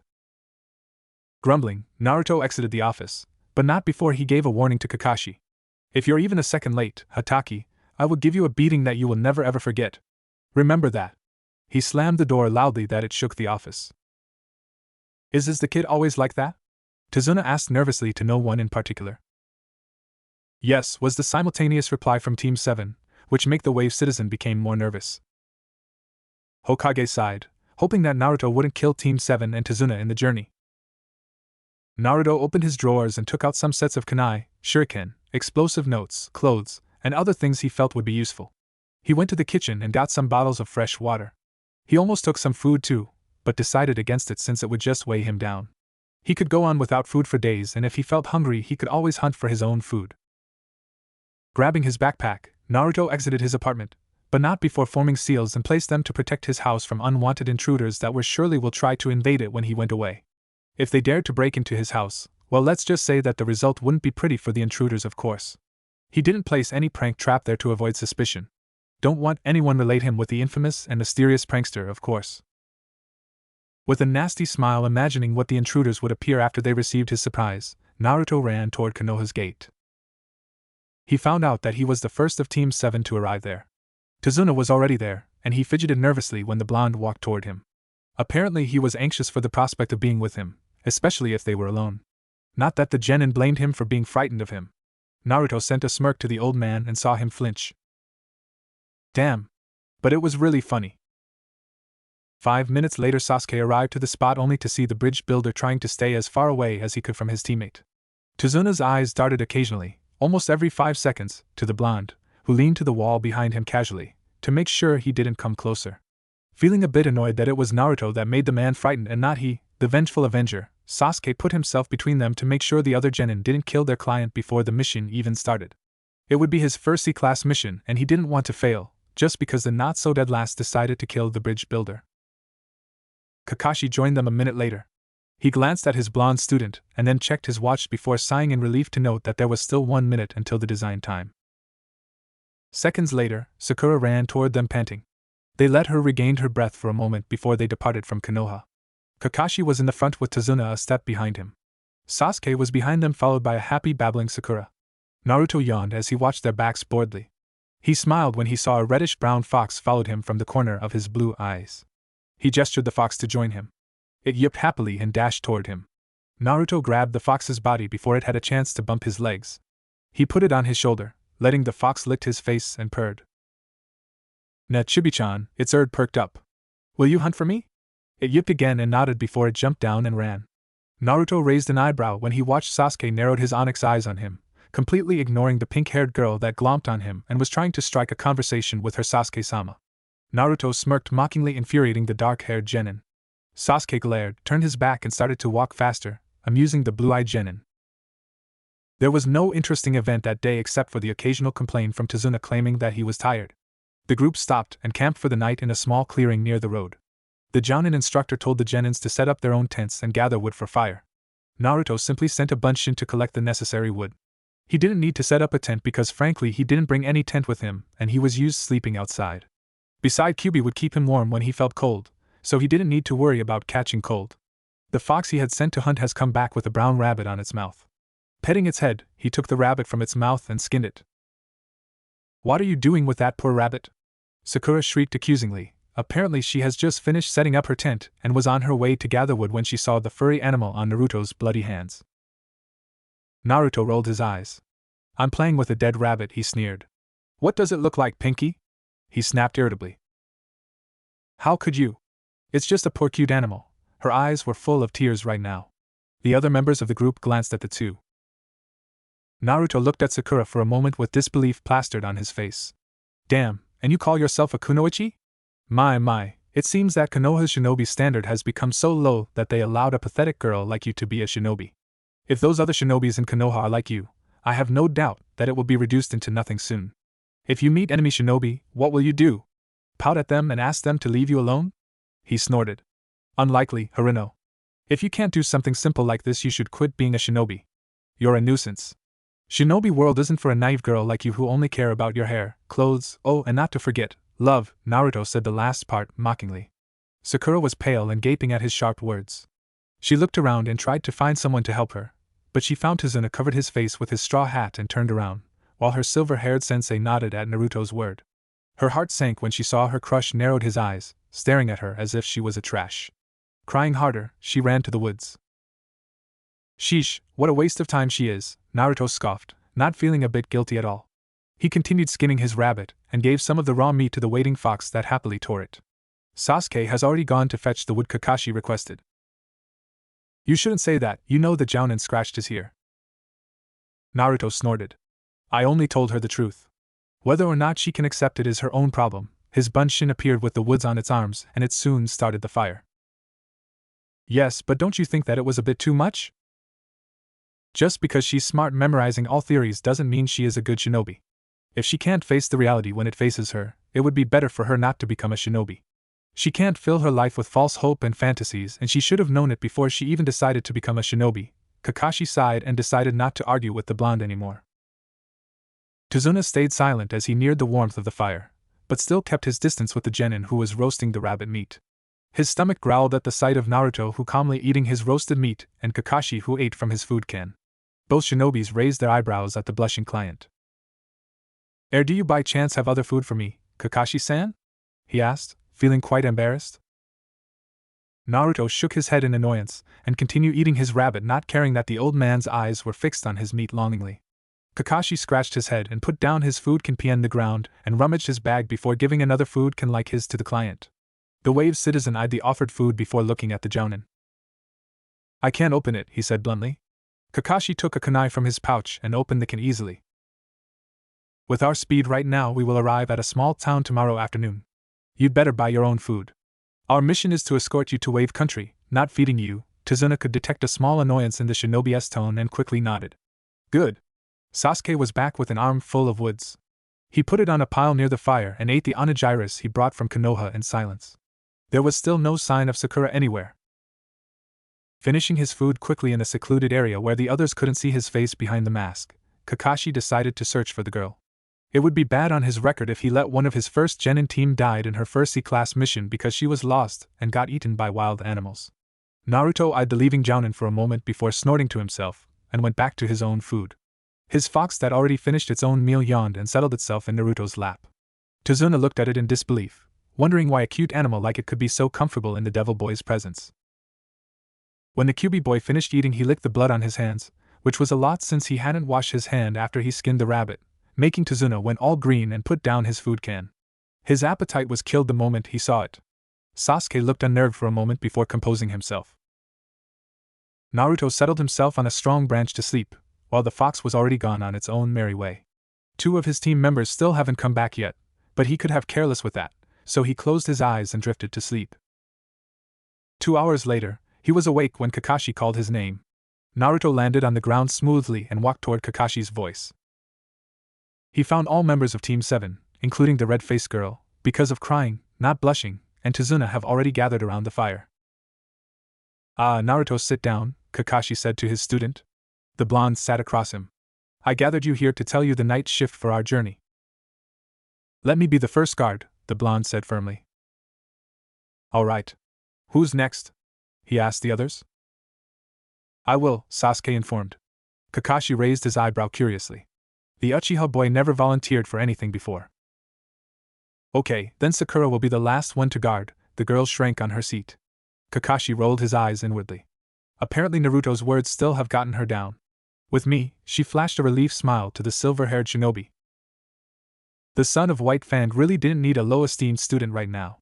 Hopefully she wouldn't be reduced to something like the Hyuga heir who was under Kurenai's watch. Now that would be a problem. He has met with the Hyuga child, and to say that she was shy was an understatement. Alright, let's sleep now. Naruto wakes Sasuke up after 3 hours. Yes, he waved his hands lightly. Noting that all of them already slept, Naruto took a scroll from his backpack and read it. He already scattered his bunchins around to be on the lookout, so he didn't need to worry about any trespasser. When 3 hours has passed, he woke Sasuke and went to sleep. The next morning, the blonde genin stirred when he heard the birds chirping loudly. He yawned and jumped down from the branch he slept on and stretched his muscles. He walked to the fire only to find Kakashi was reading an orange book, giggling shamefully, and Sakura was sleeping. Checking his watch, he noted that it was 5:30 in the morning. What the? She should be guarding right now, not sleeping. Naruto shouted loudly, waking the others up, including the kunoichi. Oh Haruno, what the fuck are you doing? He glared at the guilt-stricken girl. Right now is still your shift. Are you so useless that you can't do something like this, right? Ma, she's tired, Naruto. So I let her to sleep. Kakashi tried to dissuade the situation, only to find his plan backfired. You what? God damn it, Hataki, you should make her do her own job. If you don't start to handle her hard, she would be even more useless than now. And I have no use for a nuisance like her. She was sobbing right now, making Naruto roll his eyes in exasperation. Was she such a crybaby before this? It seems that she became worse as time went on. If she didn't stop her useless crying right now, he'd kill her himself and used her as food for his pets, especially Kibi that would no doubt accept it eagerly. He saw Tazuna went to go to the wood, possibly to take a pee. Ah, old man, I have planted. A scream cut the air and scared birds away. Put traps there, so you should be careful, Naruto continued. His warning came late. Team 7, except Naruto, who shrugged as if it was nothing to worry about, dashed toward Tazuna, hoping that Naruto's trap didn't kill their client. Thankfully, none of the kunai hit the bridge builder, but one came close to the spot between his legs.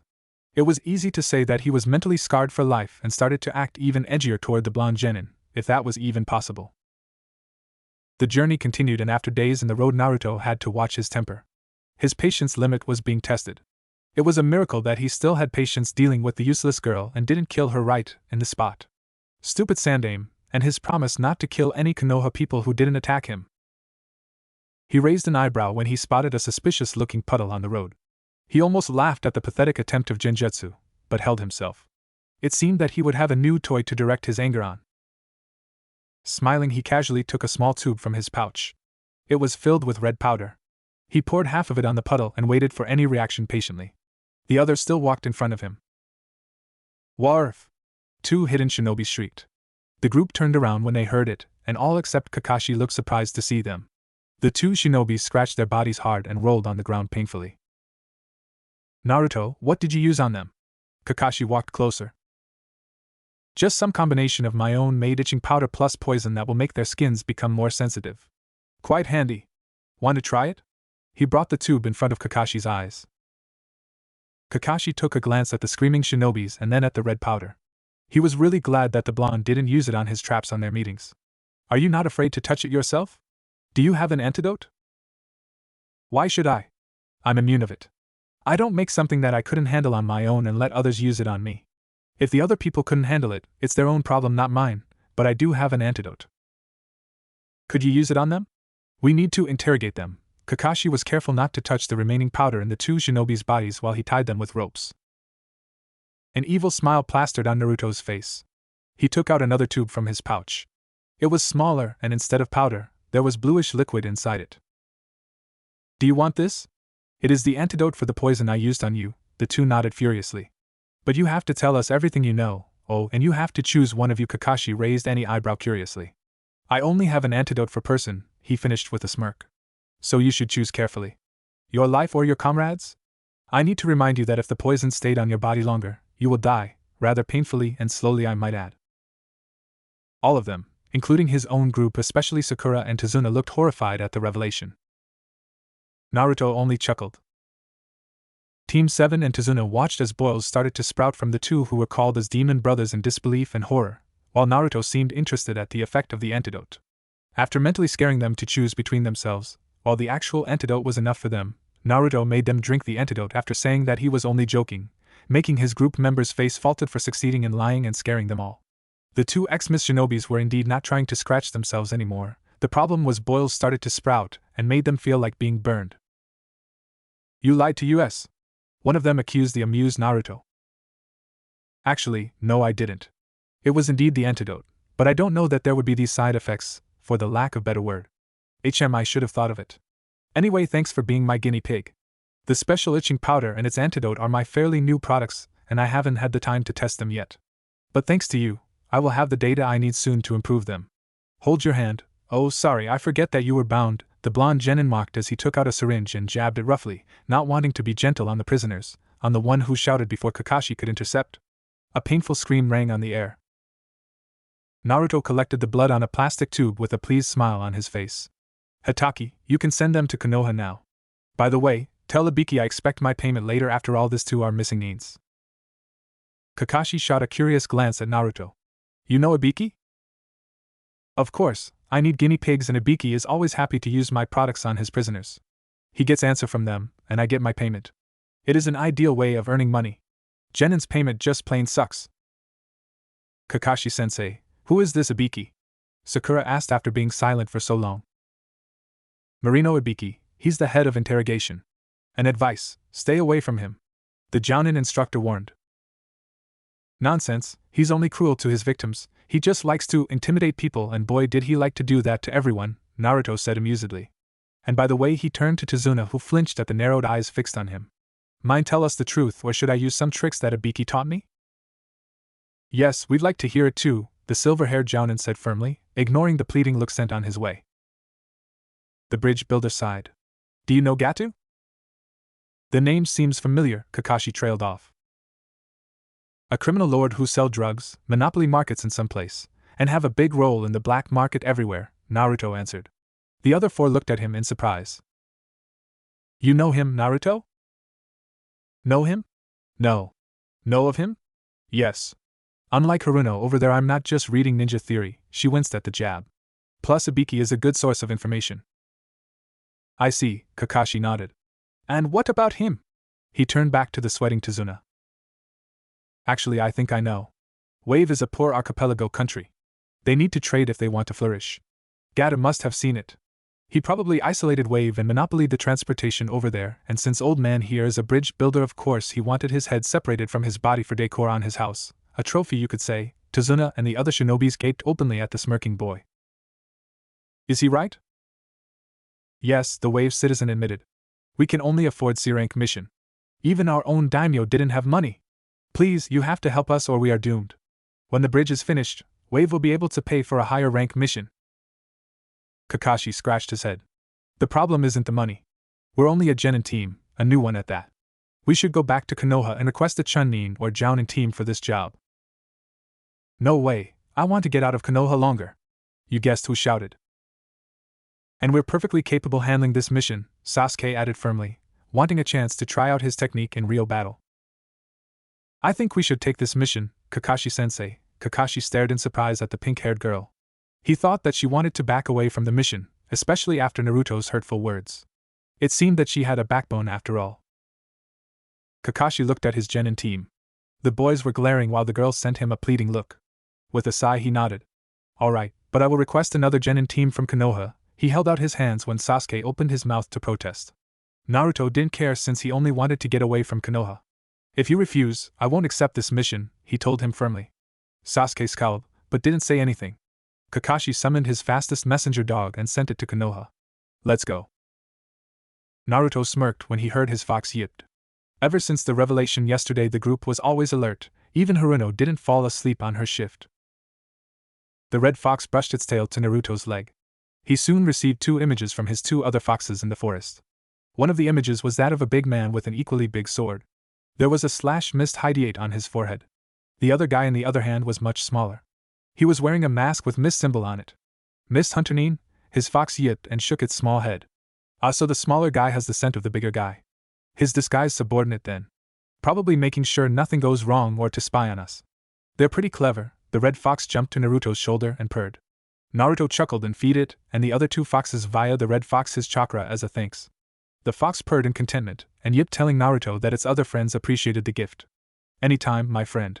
Anytime, Naruto petted the fox. I'm going to scout ahead, was what he said before he disappeared. Should we wait for him? Sakura asked. Leave him alone. He's only a nuisance, the Uchiha scoffed. Actually, he is a nuisance, but Sasuke is right. Leave him, I'm sure Naruto will be able to find us. The group left Naruto. Kakashi-sensei, is Naruto's clan has the ability to speak with fox just like Inuzuka clan's ability to speak with dog? Sakura asked curiously.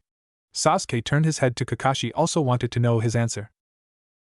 As far as I know, Naruto didn't come from any clan. It's his own ability, I think. Kakashi was thinking of Kyuubi. With Naruto. Naruto jumped to the branch 50 meters from the big shinobi silently. Instead of repressing his chakra, he blended it with nature's own chakra. Repressing his chakra would be enough for lesser shinobi, but the man in front of him was a battle-hardened shinobi with many experiences. An alert shinobi of this kind would immediately felt the change in chakra environment because repressing chakra meant that there was a void in the nature. And instead of hiding it would make it easier for him to pinpoint his location. Naruto took out his bingo book he got from Ibiki and searched for the man's data in case he was one of the shinobis who was written there. He smirked when he got the data. His name is Zabuza, one of the 7 swordsmen of the mist. He became Missing Nin after trying to take over Mist and failed. Mizukage warranted him, dead or alive. The reward was high because he was categorized as an A-class Missing Nin. Naruto closed his book. He didn't search for Zabuza's subordinate's data because he was wearing a mask. If he wanted to know the smaller guy's identity, it would mean that he had to fight him. What to do? Should he finish the man and his subordinate here, or should he let them have a taste of Kakashi and his team? Well, he did want to see what Kakashi and the Uchiha capable of. With a smirk, he left Zabuza and headed back to his group. Do you find anything? His sensei asked.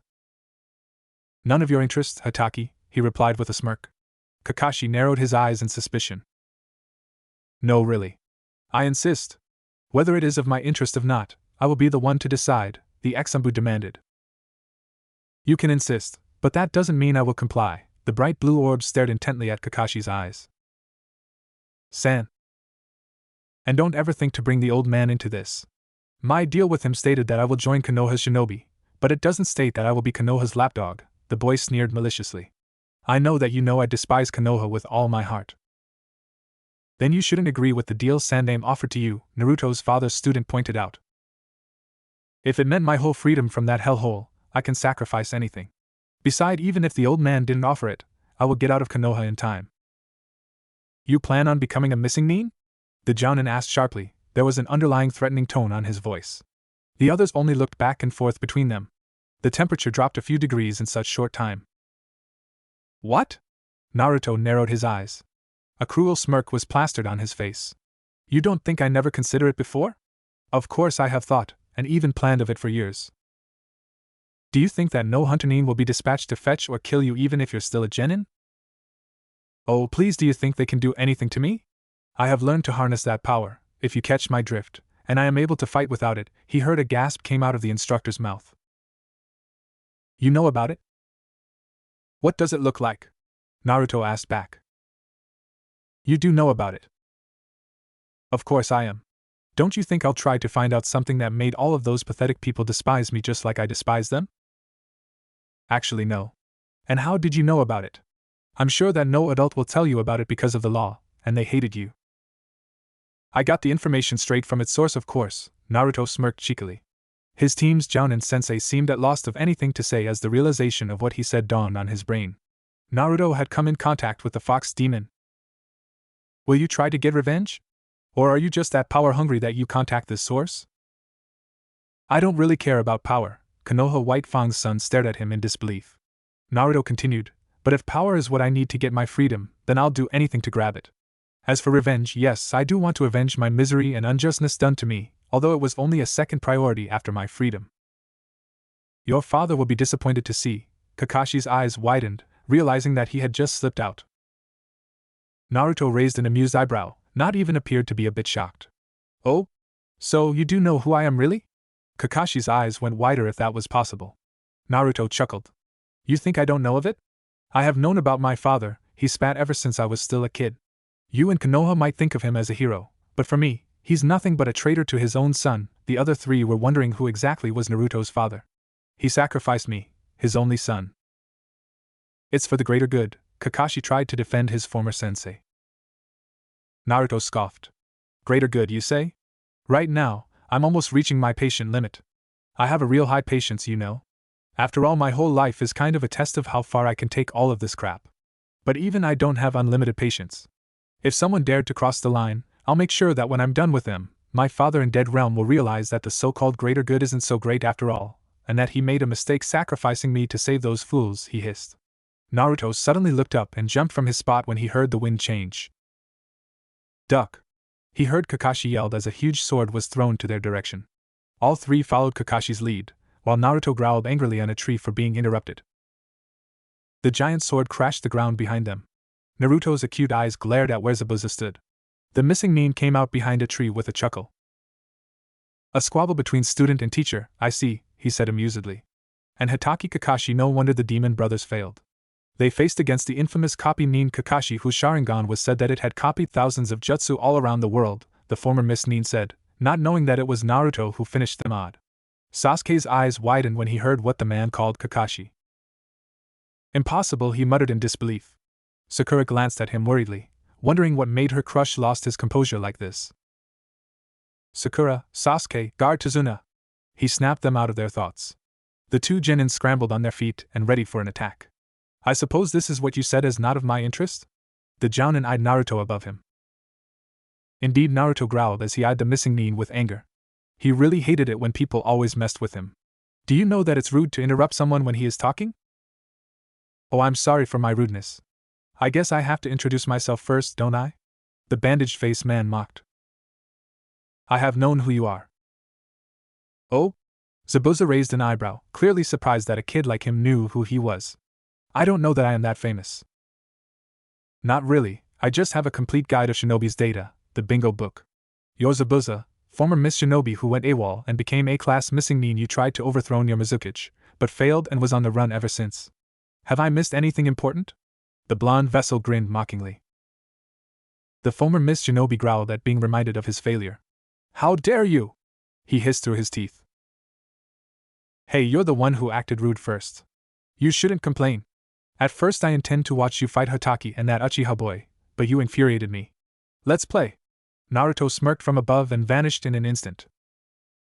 The missing nin's eyes widened, before he scanned his environment for the blonde to no avail.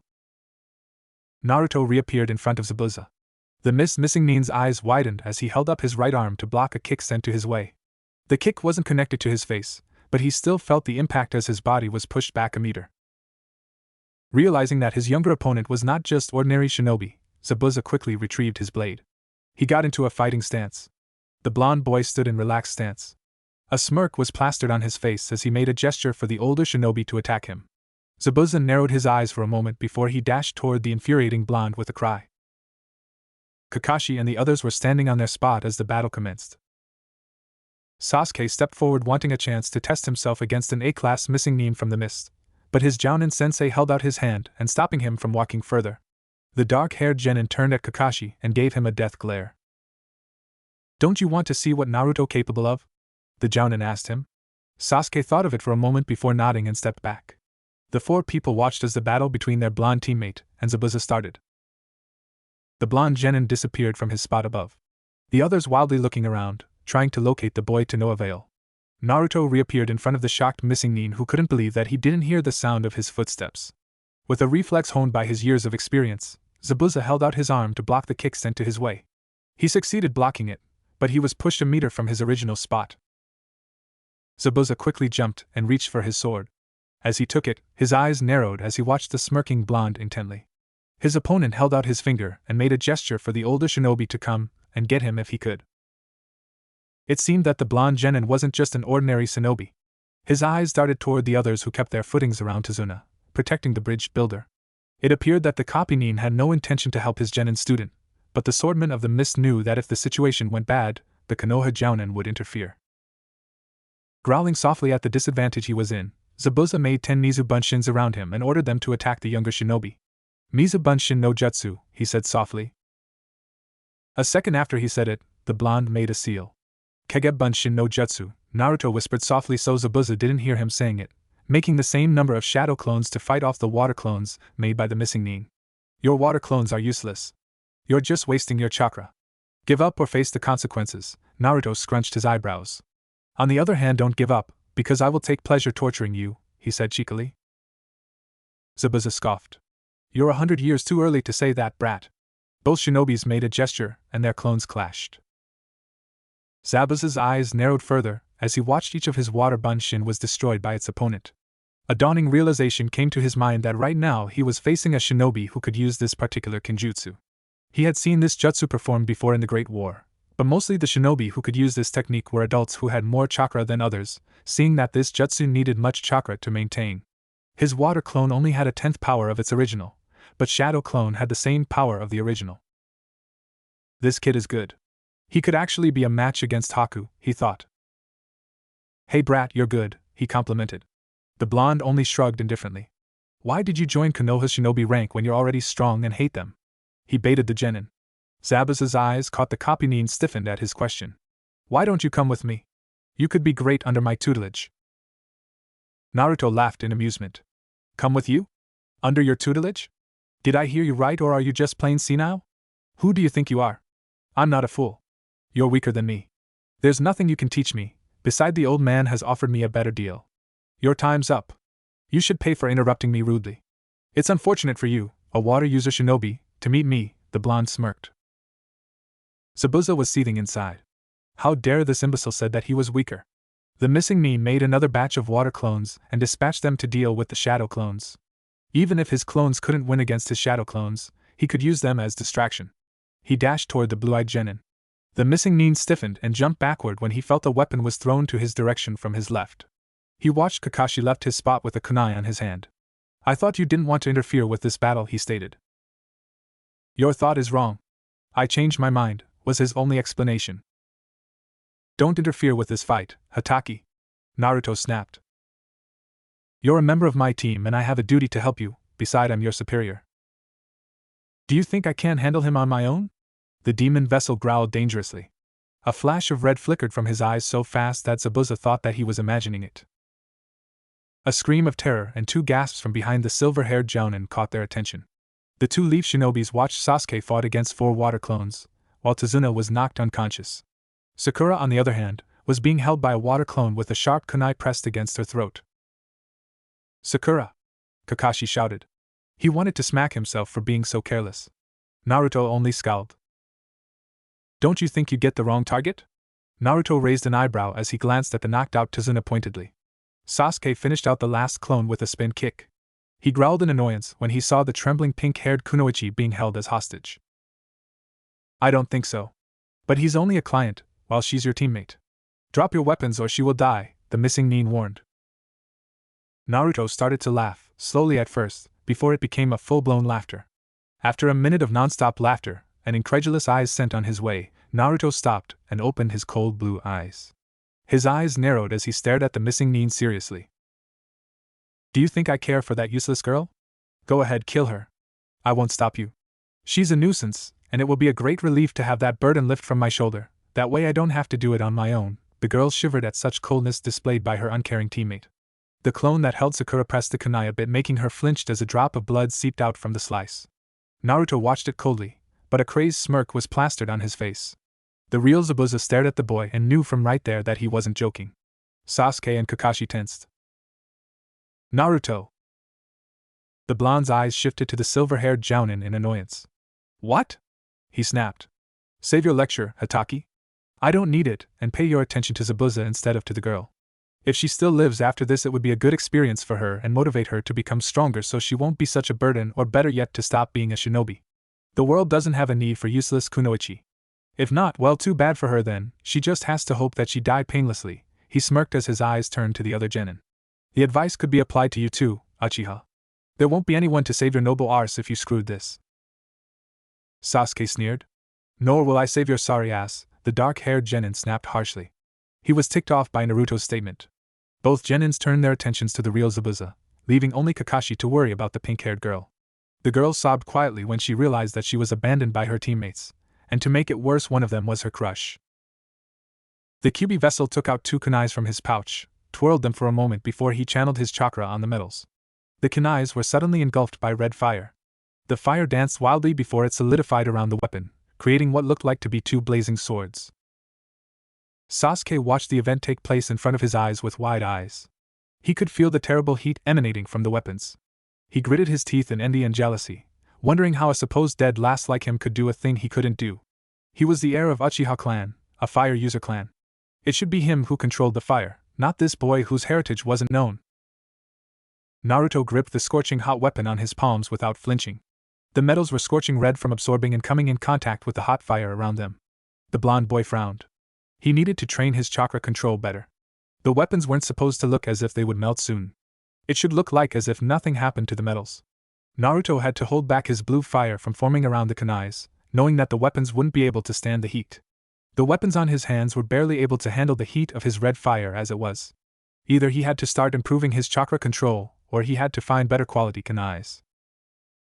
A water clone near his right was slowly dissolved into air as the heat evaporated the water.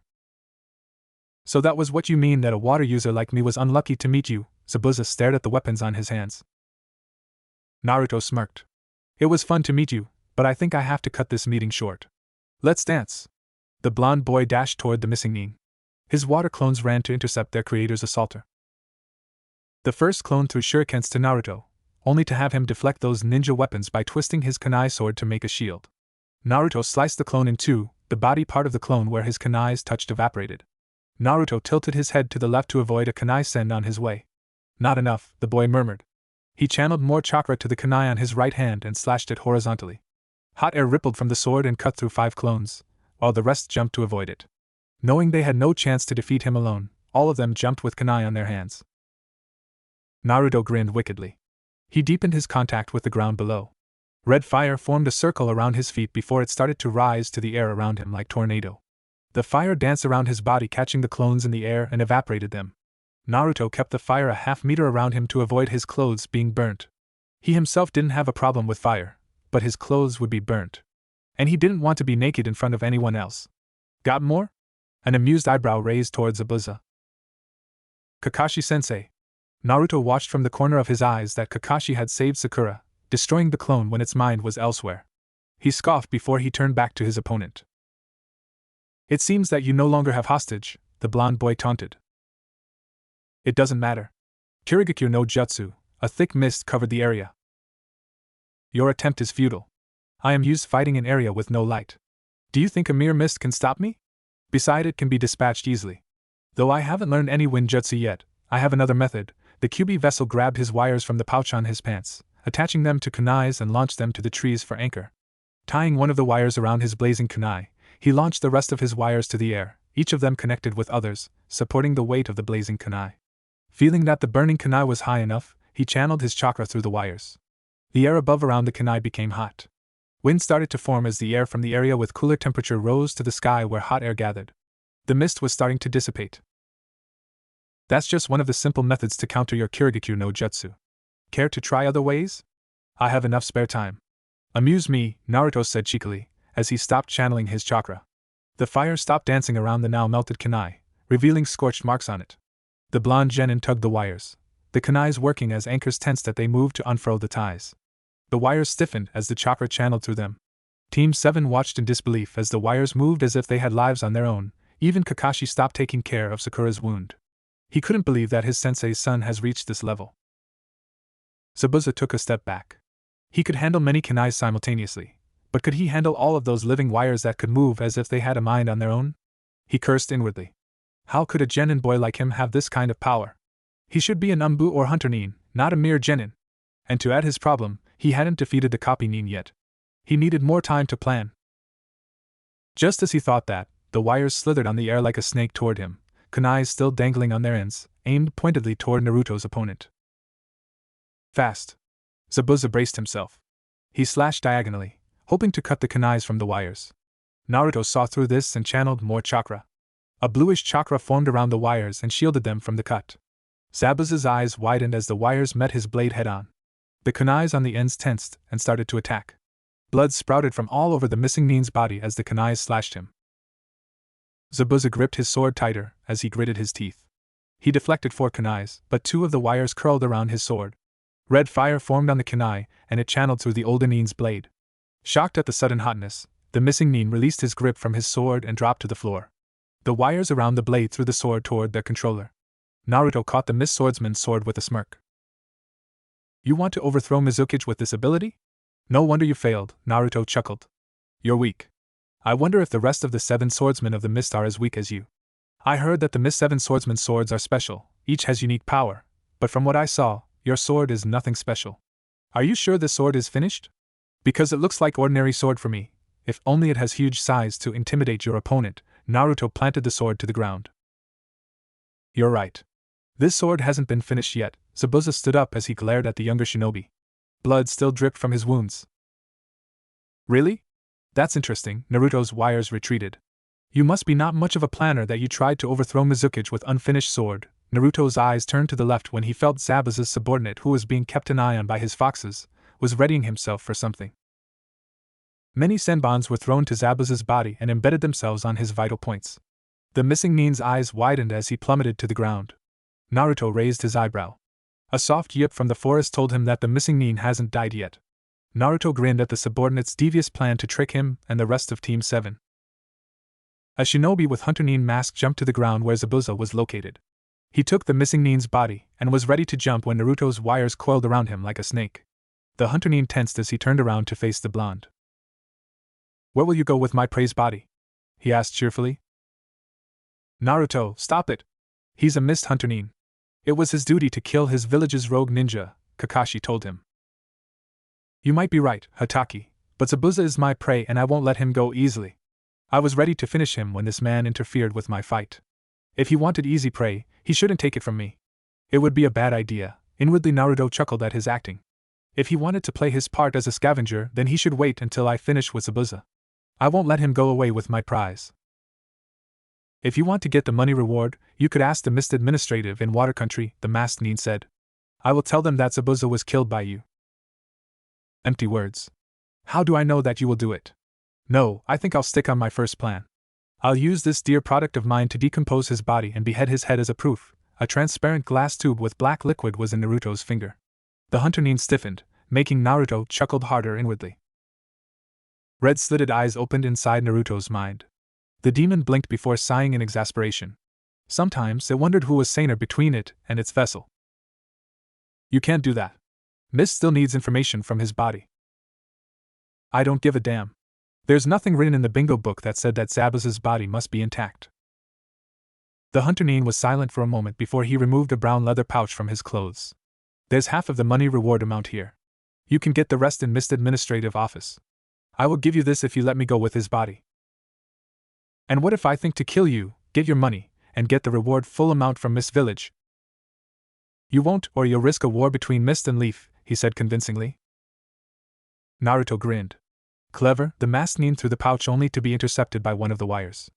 After making sure that the pouch indeed contained money instead of trap, Naruto released the wires around the older Nin's body. The black-haired shinobi nodded before he vanished with Zabuza's body, leaving the tall man's sword beside Naruto. Naruto chuckled. I look forward for our next meeting, Hunter-san, he muttered softly. The genin turned to face Team 7. Let's go, our job is finished here. He left the sword alone, knowing that Zabuza's subordinate would take the sword and hopefully got someone to finish the sword. He was so looking forward to fight against stronger Zabuza with a completed sword and his subordinate. And when the time came, he wouldn't give them any mercy. Naruto was 7 years old at the time when he met Guy. The jounin with bowl haircut slapped his back numerous times when he was building Sand Palace. At that time Naruto was hoping to find solace, when the jounin suddenly emerged out of the blue one day and started with his youth ranting. This was the 3rd day in row he appeared in the park. Needless to say Naruto was quite annoyed. Experimenting for a week for a new potion he could use to extract his revenge, Naruto succeeded in concocting the potion. It was transparent liquid, with no smell, just like normal water, but it had secret function that only Naruto and later other people including Guy knew. He was ready with his makeshift bow and arrow, made from the sturdy and yet whippy branch he found on the woods. When he walked to the park, the Jounin was there, scaring other children, though obviously he didn't realize that. Naruto jumped toward a tree in the north side of the park, quite far from where the future instructor of Lee was standing. A thin rubber ball he bought on a stand whose owner didn't know about Kyubi was on his palm. Only instead of air or water, it was filled with his special liquid. A liquid that he intended to splash Guy no matter what happened.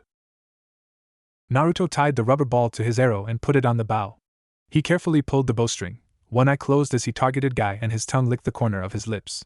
He let loose the arrow, and just like he thought, the man slashed the arrow and the rubber ball with what the Jounin thought as a hero pose. The liquid splashed on Guy.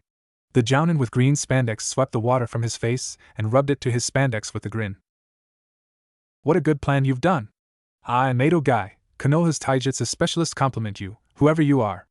Naruto moved from his spot and walked to a deserted alley where he still could see the park clearly. A camera was on his hand. A minute later, a simultaneous "you" and catcalls were heard from the children's lips. Naruto flashed his camera, as the device took photos of his newest victim. The next day, Marino Ibiki handed over some money from his wallet to Naruto for the photos, with a wide, satisfied grin.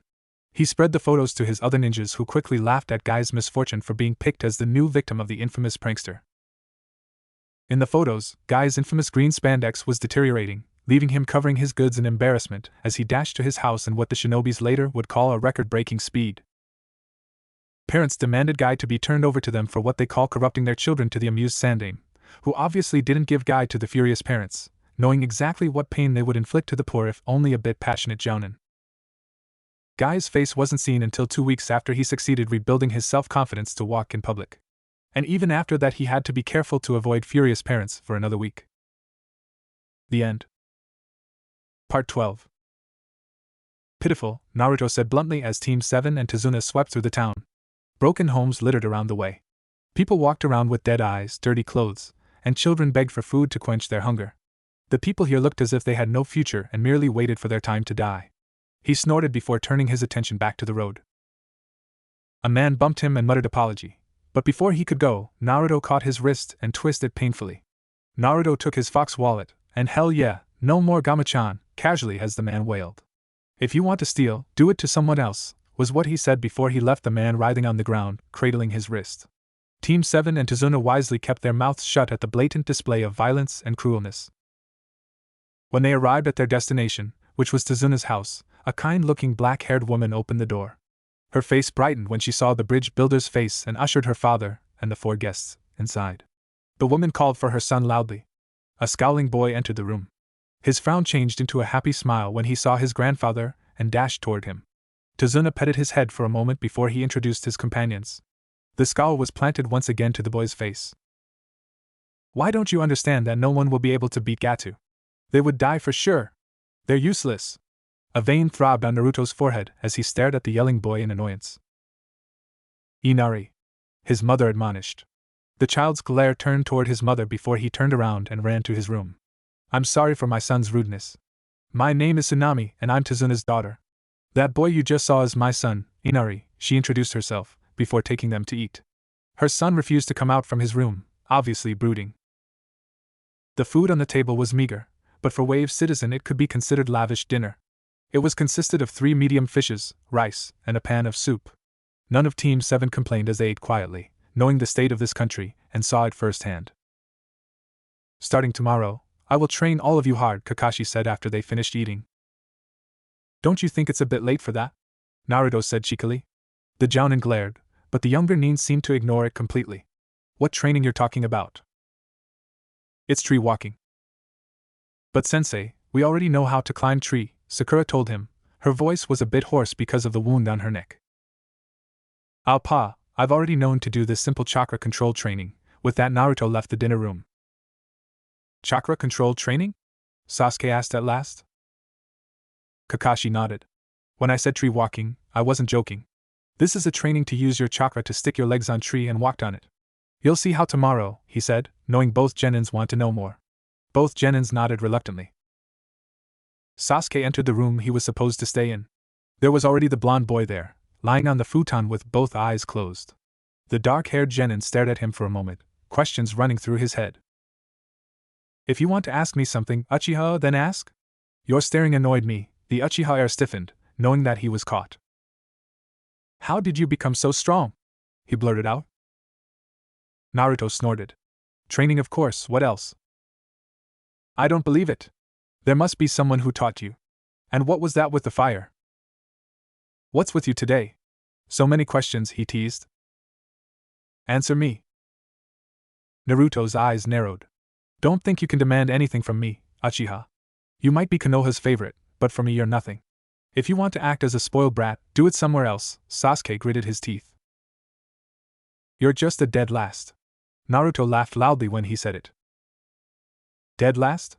It was this dead last who caught you on so many traps, it was this dead last whose clothes was clean when the missions handed to use over, and it was this dead last who defeated the A-class missing Nin, Zabuza, single-handedly. Tell me, Uchiha, if I'm a dead last, then what are you? Sasuke didn't answer. Precisely. For your information, the fire is my ability. There is no clan with that bloodline. Now there is, isn't it? And for my trainer, yes, I do have a trainer. Who is he? If you want him to train you, it's useless. He won't do it. Why? He demanded. Naruto sighed. Once a spoiled brat, always a spoiled brat. He doesn't like Konoha, and you're Konoha's favorite.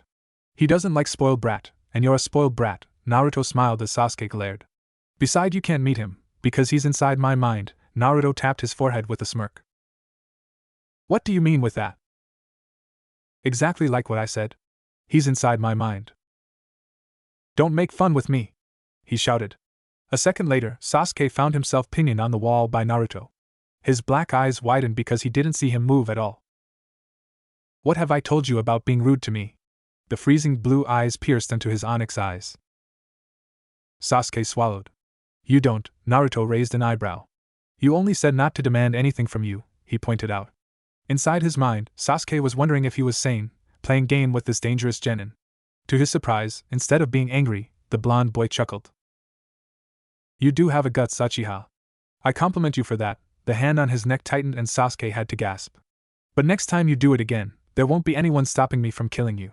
Consider yourself warned. He released his hold on his teammate and put him down to the floor. Sasuke gasped deeply to breathe. His hand caressed his throat. An advice for you, Uchiha. If you want to become stronger, forget your revenge until you have become stronger. Your drive for revenge only makes you weaker. It distracted you from thinking clearly when you're supposed to be training. What do you know? You don't know anything, he muttered softly, voice still hoarse after being held on his throat. Oh, I do know about it. I forget my revenge to Konoha. I still hate them if you want to know, but freedom is my first priority. Of course, if anyone from Konoha tried to attack me, I won't stay idle either, he smirked at the thought. You said that you want to revive your clan, didn't you? Sasuke stared at him for a moment before nodding. Even if you succeed in killing your brother. How did you know it was my brother? He interrupted. From your data, of course, what else? Oh, if you're thinking about finding my data, forget it. My data is completely classified. Back to my advice, even if you succeed in killing your brother, what if he kills you at the same time? That will mean, bye-bye reviving your clan. Well, this is only an advice, whether you follow it or not is up to you. With that, Naruto went back to sleep. Sasuke sat on his futon. More questions running through his mind. He glanced at his teammate, wondering why his data was classified and what he meant by his trainer was inside his mind. He was also wondering if his thirst for revenge was making him weaker. It certainly drove him to become stronger, but at the same time, just like Naruto said, it made him think not clearly. Was he supposed to forget his revenge at least until he became stronger, just like Naruto suggested? But it wasn't as easy as saying it. He had become completely immersed on his revenge ever since Itachi slaughtered his clan, that he couldn't think of anything else to do. Sasuke brought his hand to his throat. There was red mark on it, courtesy of Naruto. The blonde was strong, he admitted. He wasn't dead last like he first thought. Even if he was a bit insane, he knew what he had to do with his life. Sasuke sighed. Perhaps he would consider his advice. It wasn't like he would lose something if he did it. With that in mind, the survivor of the Uchiha clan's slaughtering drifted into dreamless sleep. The next morning when Sasuke woke up, there was no trace of Naruto. Kakashi walked with Sasuke and Sakura toward the woods where their training would start. The copy Nin started to teach them the meaning of tree walking and how to do it. As expected, Sakura learned it quickly because of her small chakra reserve. With his mind clearer and no thought of his revenge, Sasuke improved quickly. He had to admit that he would probably have to learn it longer if Naruto didn't tell his advice, though he would rather die before he admitted it to his teammate. Since Sakura had a good grasp on tree walking already, Kakashi added her training with taijutsu lesson to improve her reflex and strength. The girl for once didn't complain at all, knowing that she needed to be better or she would be a nuisance only. No longer did she want to rely on her teammates. They didn't care about her safety, so if she wanted to live, she had to it on her own. Her crush to her black-haired teammate has diminished bit by bit gradually after knowing that it was just a fantasy. Sasuke didn't like her and wouldn't care if she lived or not. She became more withdrawn and silent but more determined to become stronger. Her inner self cheered her up, telling her that she didn't need any man. The Jounin instructor sighed at the now non-existent teamwork, if there was teamwork at all in the first place. They certainly became stronger, but Team 7 drifted apart. Each one strived to be stronger on their own, not caring the others. Kakashi instructed the pink-haired girl to do tree walking and throwing kunais or shurikens at the same time for hours every day. That way her chakra reserve would expand and her accuracy would improve. The Jounin also taught what he knew about Sharingan to Sasuke in case he awoke in his bloodline while the boy was doing tree walking. The rest of Team 7 was wondering what Naruto was doing on his own. In these 3 days, they only met him when dinner started. The boy's body was full of bruises and his clothes was dirty, and he always brought fishes with him, but the morning later his bruises would be gone, and he used different clothes that he must have bought from local shop, before he went on his way. Today, it was Sakura's turn to guard the bridge builder. They went shopping for their dinner. The old man brought her to a food store. Sakura noted that even in the grocery, food was scarce. There were only some variations and even then the number was limited. She was startled when she turned around to watch the road only to find Naruto was walking casually. Some kids were following him, but he ignored them. "Naruto-sama, will you do it again?" a young girl exclaimed as she tugged his clothes. Sakura's heart went overdrive, thinking about what Naruto would do to the girl for that. "Wait a second, did she said Naruto-sama?" Her wide green eyes were trained on Naruto. Her heart skipped when the boy turned toward the children who followed him. "Oh my gosh, don't tell me, he's gonna kill them," she screamed inwardly. The next scene made her jaw drop to the floor. Naruto, the cruel monster, was smiling. Smiling. Not smirking. And to make the scene more unbelievable, it was a true smile, not an evil smile he reserved for people he was annoyed at. Sakura was wondering if someone put her on genjutsu. Kai. Nope, Naruto was still smiling as he patted the girl's head. Holy shit. I can't believe it. Is this the same Naruto who is insane? Either she was hallucinating, or this was real. Real? Yeah, right. As if in trance, she stepped forward to see Naruto, and the children walked away. She was determined to follow them, completely forgetting about Tazuna, when someone tugged her skirt. She whipped her head and found another girl, even much younger than the one who followed Naruto, tugging her clothes. She didn't say anything as she put her palms out, asking for money. Sakura turned her head toward Naruto's direction, only to find him missing. Sighing, she sat on her knees and took out some candies from her bag and handed them out to the awaiting palms. The girl smiled happily before she thanked her and ran. "Sakura-san?" Tazuna asked, concerned with the young genin. "Is everything okay?" "HM? What? Oh, it's nothing really. Are you finished?" The bridge builder showed her his grocery and nodded. They walked back toward his house. Sakura turned her head to the spot where she last saw Naruto before she followed her client. "Tazuna-san," a fisherman called him out. "Oh, Genji, what's up?"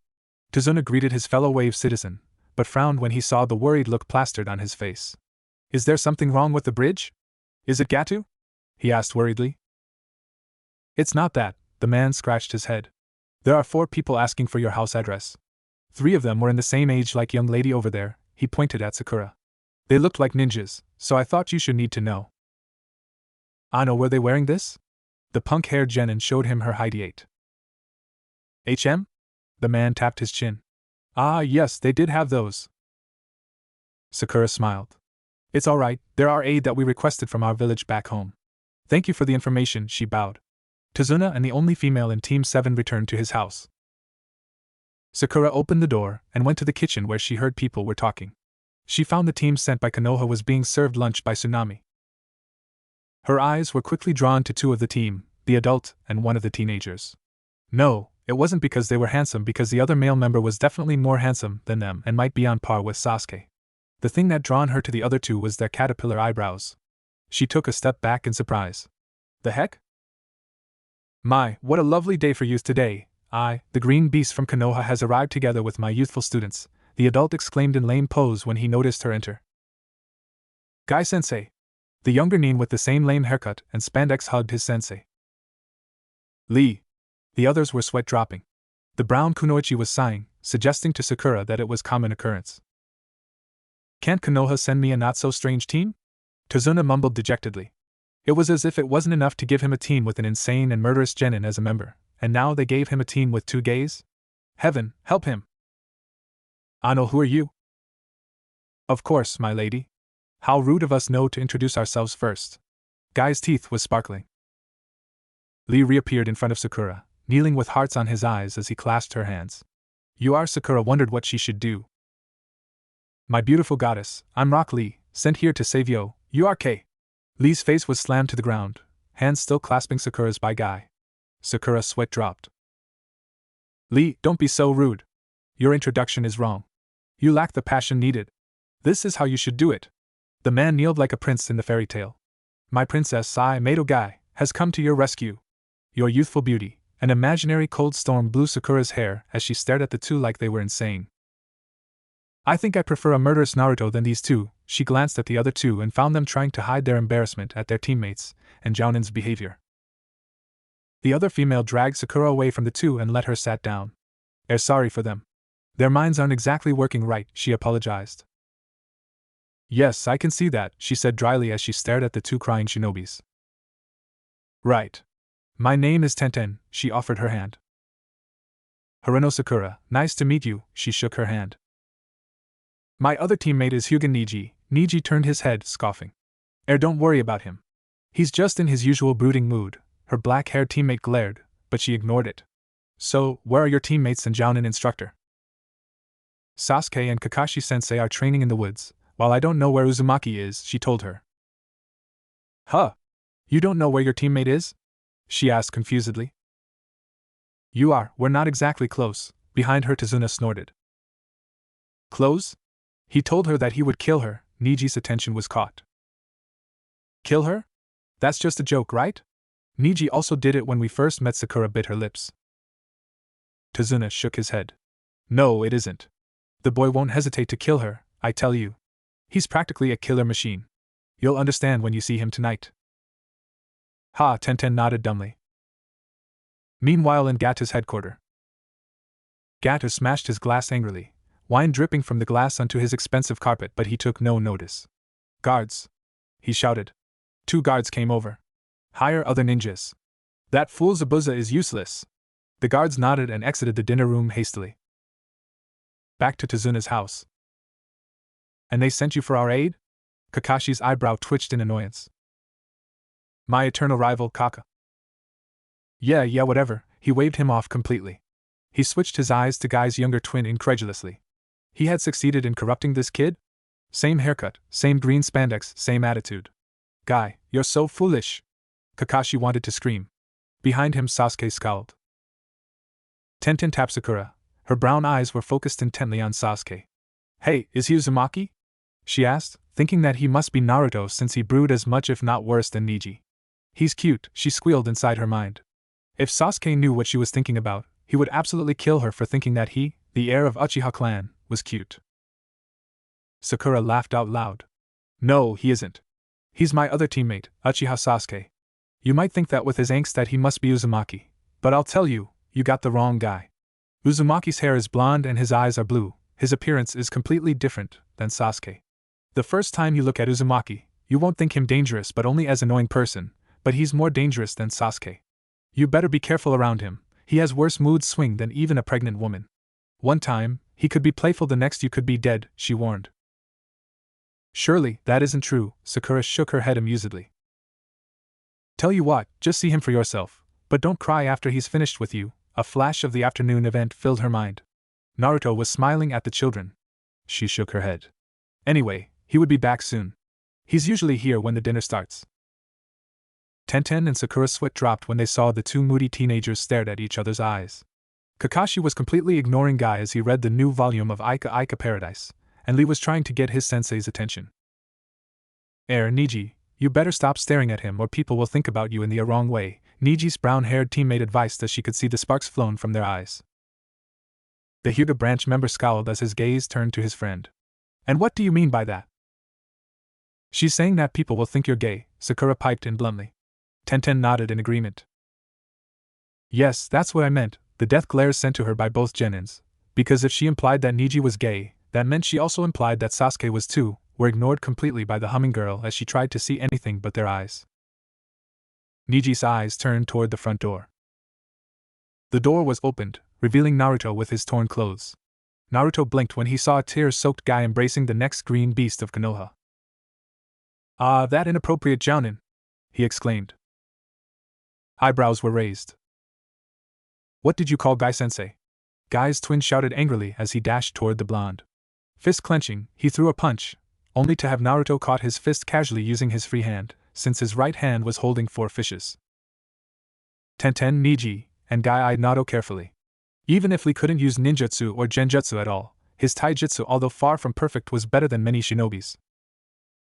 Catch! He threw the fishes to the frantic Sakura, who hoped to catch the fishes. Naruto's blue eyes stared at Lee's black eyes. I said inappropriate jounin? Get a problem with that? He mocked. If you don't believe me, Naruto took a small scroll from his pouch using his free hand. He unrolled the scroll and bit his thumb, before smearing his blood on the scroll, all the while still holding Lee's punch. A poof later, an album was revealed. The blonde opened the pages and found what he was looking for. He thrust the book close to Lee's wide eyes. Lee's jaw dropped. He stared at the album open-mouthed. He was silent for once. Lee withdrew his fist and stared at his jounin sensei with tears brimming on his eyes. Betrayal was portrayed behind his eyes. Guy-sensei, how could you do it? Huh? A confused Guy frowned. The others were wondering just what it was that made Lee, who idolized Guy to the point of obsession, look so betrayed like that. They turned toward the smirking Naruto. Sakura stared at Naruto's smirk. That was it. She decided that she was imagining things. There was no way Uzumaki Naruto, the boy wonder who could kill you in seconds without remorse, was smiling. Naruto, may I see it? Kakashi couldn't help but asking him politely, knowing wrong sentence could very well end his life. Besides, he was curious, and it was better to be on his good side.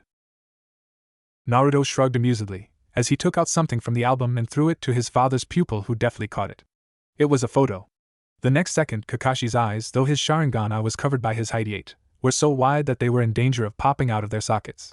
His jaw would have dropped if not because of his mask still attached on his face. The next second, Kakashi was chuckling and then laughing.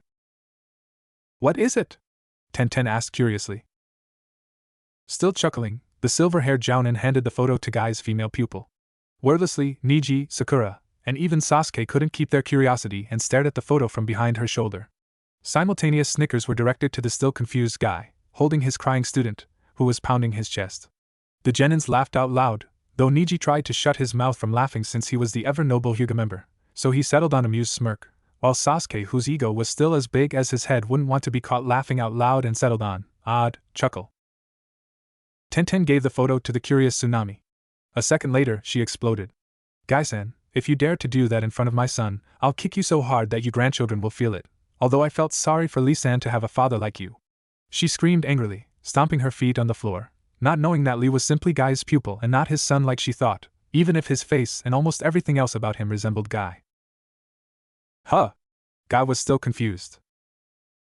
Tazuna took the photo from his berserk daughter's hand. Oh. Tazuna grinned suggestively to the green spandex jounin. I don't know that you work part-timer as strip dancer, Guy-san.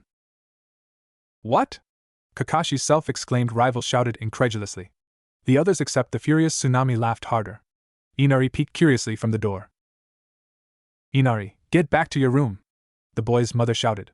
Looking at his furious mother, Inari decided that a retreat was good.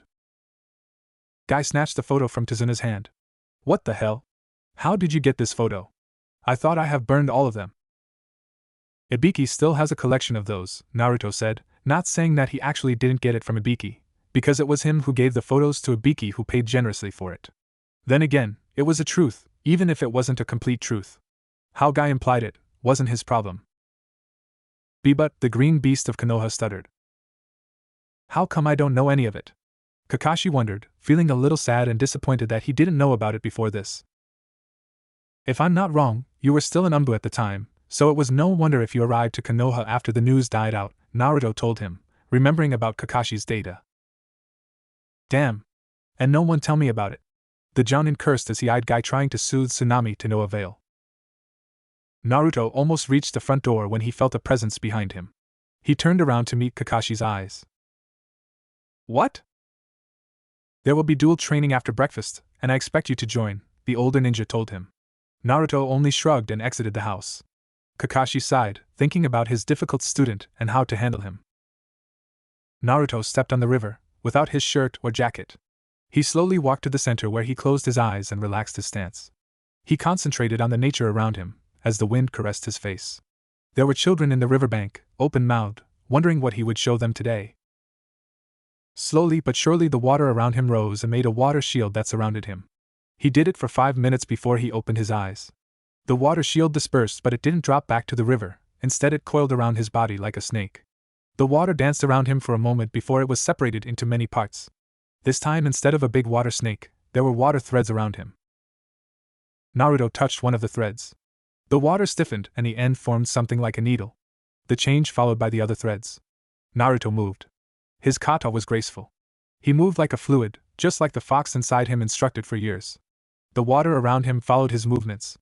It danced around his body, facing invisible targets. He hasn't perfected this move that he started to learn 3 years ago yet, but he planned to.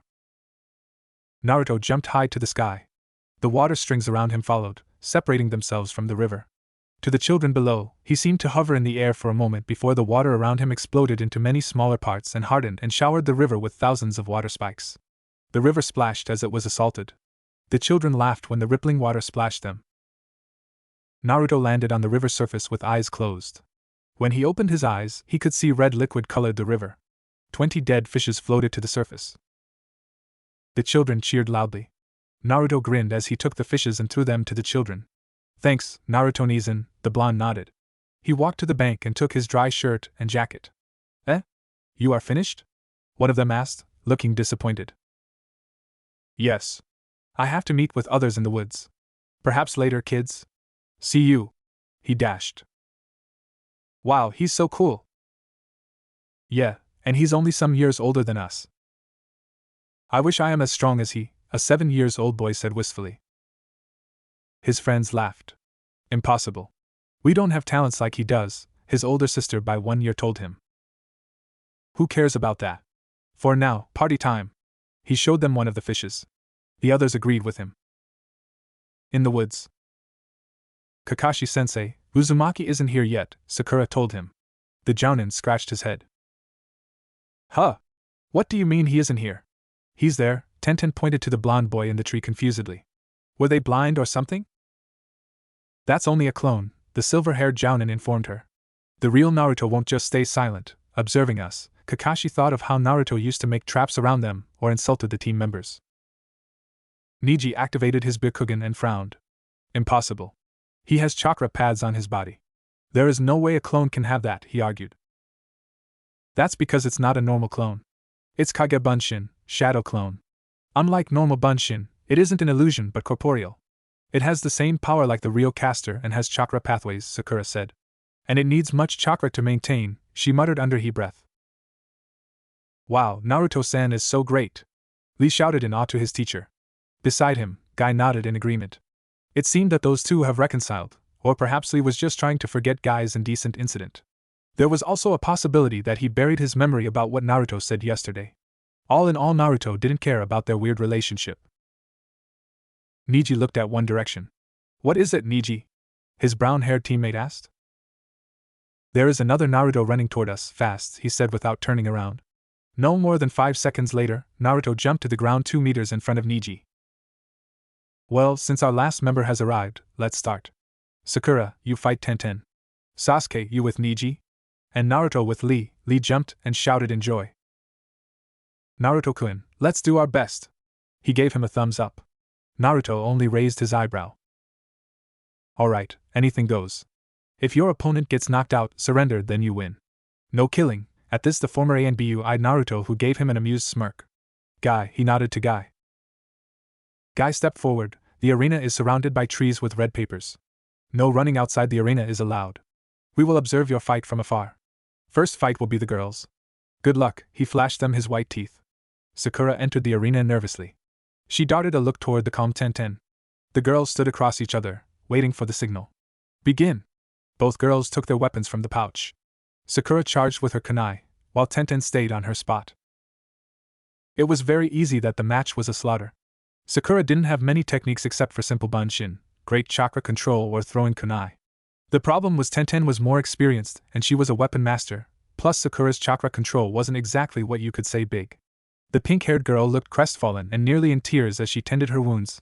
Obviously she was very disappointed to be defeated so easily by another kunoichi. She knew that she wouldn't be able to defeat Tenten without luck on her part, but she didn't know that her ninja techniques were this bad. Tenten sighed at the appearance of the girl who was on the verge of crying. She knew what she was thinking about. After all, being a teammate of Niji the gloomy Hyuga was tough. She has never beaten him and felt useless the first time around, especially with his sharp and loose tongue. Her confidence was being assaulted. She walked and sat beside her. She started to talk. Niji and Sasuke stepped forward. Either boy paid attention to their female teammate. Kakashi and Guy were wondering how the battle between two prominent clans, one of the clans, the Uchiha, was a bit indisposed, but oh well, would end. They knew that under normal circumstance it would be Niji who would win the match, but you couldn't say that because Ninja with a trick on his sleeve could turn up the odds. Naruto yawned, not really interested with what was going on. Nearby Lee was cheering for both of them. The two combatants appraised each other carefully. Begin! Sasuke threw kunais toward Niji, who still stood on his spot. The Hyuga activated his Byakugan and performed Kaiten to deflect them. Sasuke's eyes narrowed seeing Niji's kind of defense. The whirlwind dissipated, revealing Niji. He's depending too much on his bloodline, and don't he feel dizzy after he rotated too much like that? Naruto watched the fight from the corner of his eyes, as he leaned on a tree. Katon, Gakakyu no Jutsu! Sasuke breathed thousands of flame balls and directed them toward Niji, who jumped around to dodge them. Sasuke dashed behind Niji and threw his shurikens. Niji turned his body to see the upcoming weapons. He deflected most of them, but two shurikens managed to cut his sleeve and pierced his arm. Sasuke smirked, knowing that he was the first to draw blood from his opponent. Niji narrowed his eyes. He took the Juken stance. You're within the range of my divination. Prepare yourselves. Niji appeared before Sasuke's widened eyes. He had closed 32 tenketsus when Sasuke opened his eyes to reveal Sharingan. The Hyuga branch member flipped backward in shock. Sasuke coughed blood.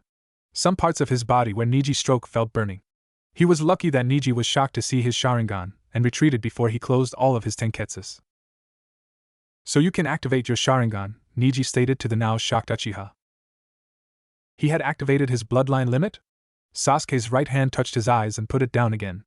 If he had Sharingan with him, he could turn up the odds even with his body wounded, and his ability to use chakra was severely limited. He had known that some of his body parts were now completely devoid of chakra. The chakra control training Kakashi had given his team made him sure to know that fact. To activate his bloodline in this duel match, this match wasn't a waste. Sakura almost jumped to cheer her former crush when she saw the red eyes, when she remembered that she had given up on him. Now it was kind of reflex to do that. Lee cheered on both genins, but they didn't seem to hear it. Kakashi and Guy watched the match in interest, especially Kakashi, who promised himself to teach his student how to use those Sharingan eyes of his. Naruto himself took out a small notebook in which he wrote his assessment of the battle before him. He focused his observation on the Hyuga Taijutsu style and the Byakugan, knowing that he could solely study Sharingan in other times since Sasuke was on his team. Sasuke took out wires from his pouch, ignoring his aching body.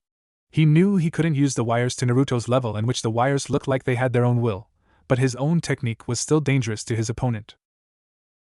Naruto tapped his cheek with his pen before he wrote on the notebook on his hand. Niji used his eyes to see the almost invincible strings. The Uchiha knew what he did using the strings, that much he admitted, but being a teammate of a weapons specialist gave him experience on how to beat this technique. Reinforcing his hand with chakra, Niji cut the strings that were intended to bind his body. Give it up. You won't win. It's your fate to lose from me and my destiny to win this match. The Hyuga boy said this in his usual emotionless tone.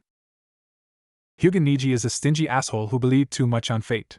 He probably had a bad experience to be another kind of cranky brooding guy. The other kind is Sasuke, the brooding gloomy avenger. Then again, who cares? Certainly not me. Note to self, usually this kind of guy is easily riled if you push the right button. Try to find it. And give him a prank or two to make him loosen up his lame fate speaking.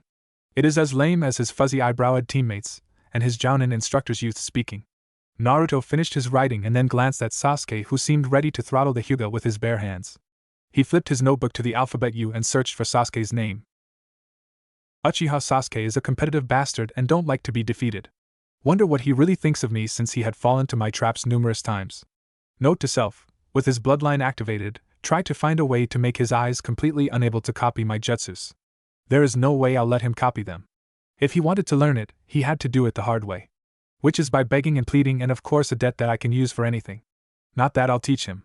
Beside, his ego was probably bigger than his brain, if he had any in the first place, that he won't dare to ask me, much less beg me from. Naruto cackled insanely.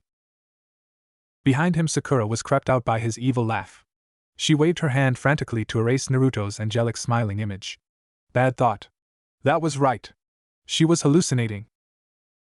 Beside her, Tenten's sweat dropped at her unexplainable act against invisible bugs. The older girl wondered why all of the cute guys she found were insensitive jerk, Niji, brooding avenger, Sasuke, quiet bugs lover, Shino. Tenten shivered at the bug's image, or insane, Naruto. Then again, you couldn't call Lee and her sensei as cute guys, but they still were insane and mentally unbalanced. The second match was ended quickly with Sasuke being knocked out by Niji, but only after Sasuke sent him an unexpected helluva of punch to his ribcage. The Hyuga boy put a hand on his ribcage as he walked to a tree. That suicide move, because Sasuke chose not to avoid one of Niji's strikes in order to give him a blow, was unexpected. Sasuke knew that his chance to win was slim to none, thought that he had to give the annoying bastard in front of him at least a punch that he wouldn't forget for long, to give him a message that he too wasn't omnipotent, especially not because he thought that some lady fate favored him. He hoped that at least he could make the match a draw. He didn't get his wish though, since Niji was still conscious although was winded by his accurate blow. As he blacked out, Sasuke cursed himself for not going after his balls instead of his ribcage. That way, if he succeeded landing a blow there, hopefully he would deter him from his irritating fate speaking. Because that meant that it was Niji's fate too to receive a blow to his manhood pride and perhaps lost his ability to reproduce. Wouldn't it be nice to rid the world from more future Hyuga brats? Kakashi removed Sasuke from the arena. He dumped him under a tree. Guy was doing a victory dance, shouting at Kakashi about the burning passion his team's members had to beat the silver-haired Jounin students. Naruto, Lee, you two are next. Naruto tilted his head as he watched Lee made a joyous dance before the match. Let's make it quick. I have something else better to do, he said arrogantly. Yash, Naruto-san, let's do our best. Whatever, the blonde sneered. Nearby, Kakashi's sweat dropped thinking about how much Naruto and Lee resembled him and Guy. The difference was that Naruto was truly annoyed while he merely ignored the green beast of Konoha. Begin. Just as he said that, Lee dashed toward Naruto. The blonde raised his eyebrow. He admitted that Lee was quick, but his fox partner, namely Kibi, was faster and more vicious, though the fox couldn't use taijutsu for obvious reason, but definitely was still dangerous with its sharp fangs and claws. Now, should he fight Lee or play him around? Naruto smirked when he reached his decision. He parried Lee's punches, and after a minute of parrying at last he caught one of Lee's hand. Guy's pupil quickly changed his tactic and kicked toward Naruto's face. The blonde bent his knees and lowered his body. Lee twisted his kicking leg so it went down. With body still twisting, Naruto caught Lee's leg with his free hand. Lee had to twist his body when Naruto twisted his leg so to avoid broken bones. Naruto let go of his other hand from Lee's palm and used both of his hands to throw Lee to the nearest tree. Lee's feet landed on the tree trunk and he jumped to the ground, crouching on 4 legs. He had a happy smile plastered on his face. Wow, you're so great, Naruto-san! He shouted loudly. So naive a malicious idea soon formed on his brain as he remembered what the data he gathered about Lee said. Strong in taijutsu, couldn't use genjutsu and ninjutsu because he couldn't use chakra, his apparent affection toward his teacher he saw as his role model, and other things. Naruto gave out a wicked grin that was noticed by a worried Kakashi. There was nothing good came out when Naruto grinned like that. While he'd like to duel in taijutsu only with Lee, he had a better, more malicious, idea on his mind. He hoped that after he was done with him, Lee would change his annoying personality, and hopefully his green spandex, bowl-cut hair, and fussy eyebrow too. Naruto teleported out of Lee's front, effectively confusing the poor ninja. Since the arena was the wood circled by the red papers, he could easily find himself a place to hide from Lee to concoct his plan into reality. After all, why didn't use the arena when it was big?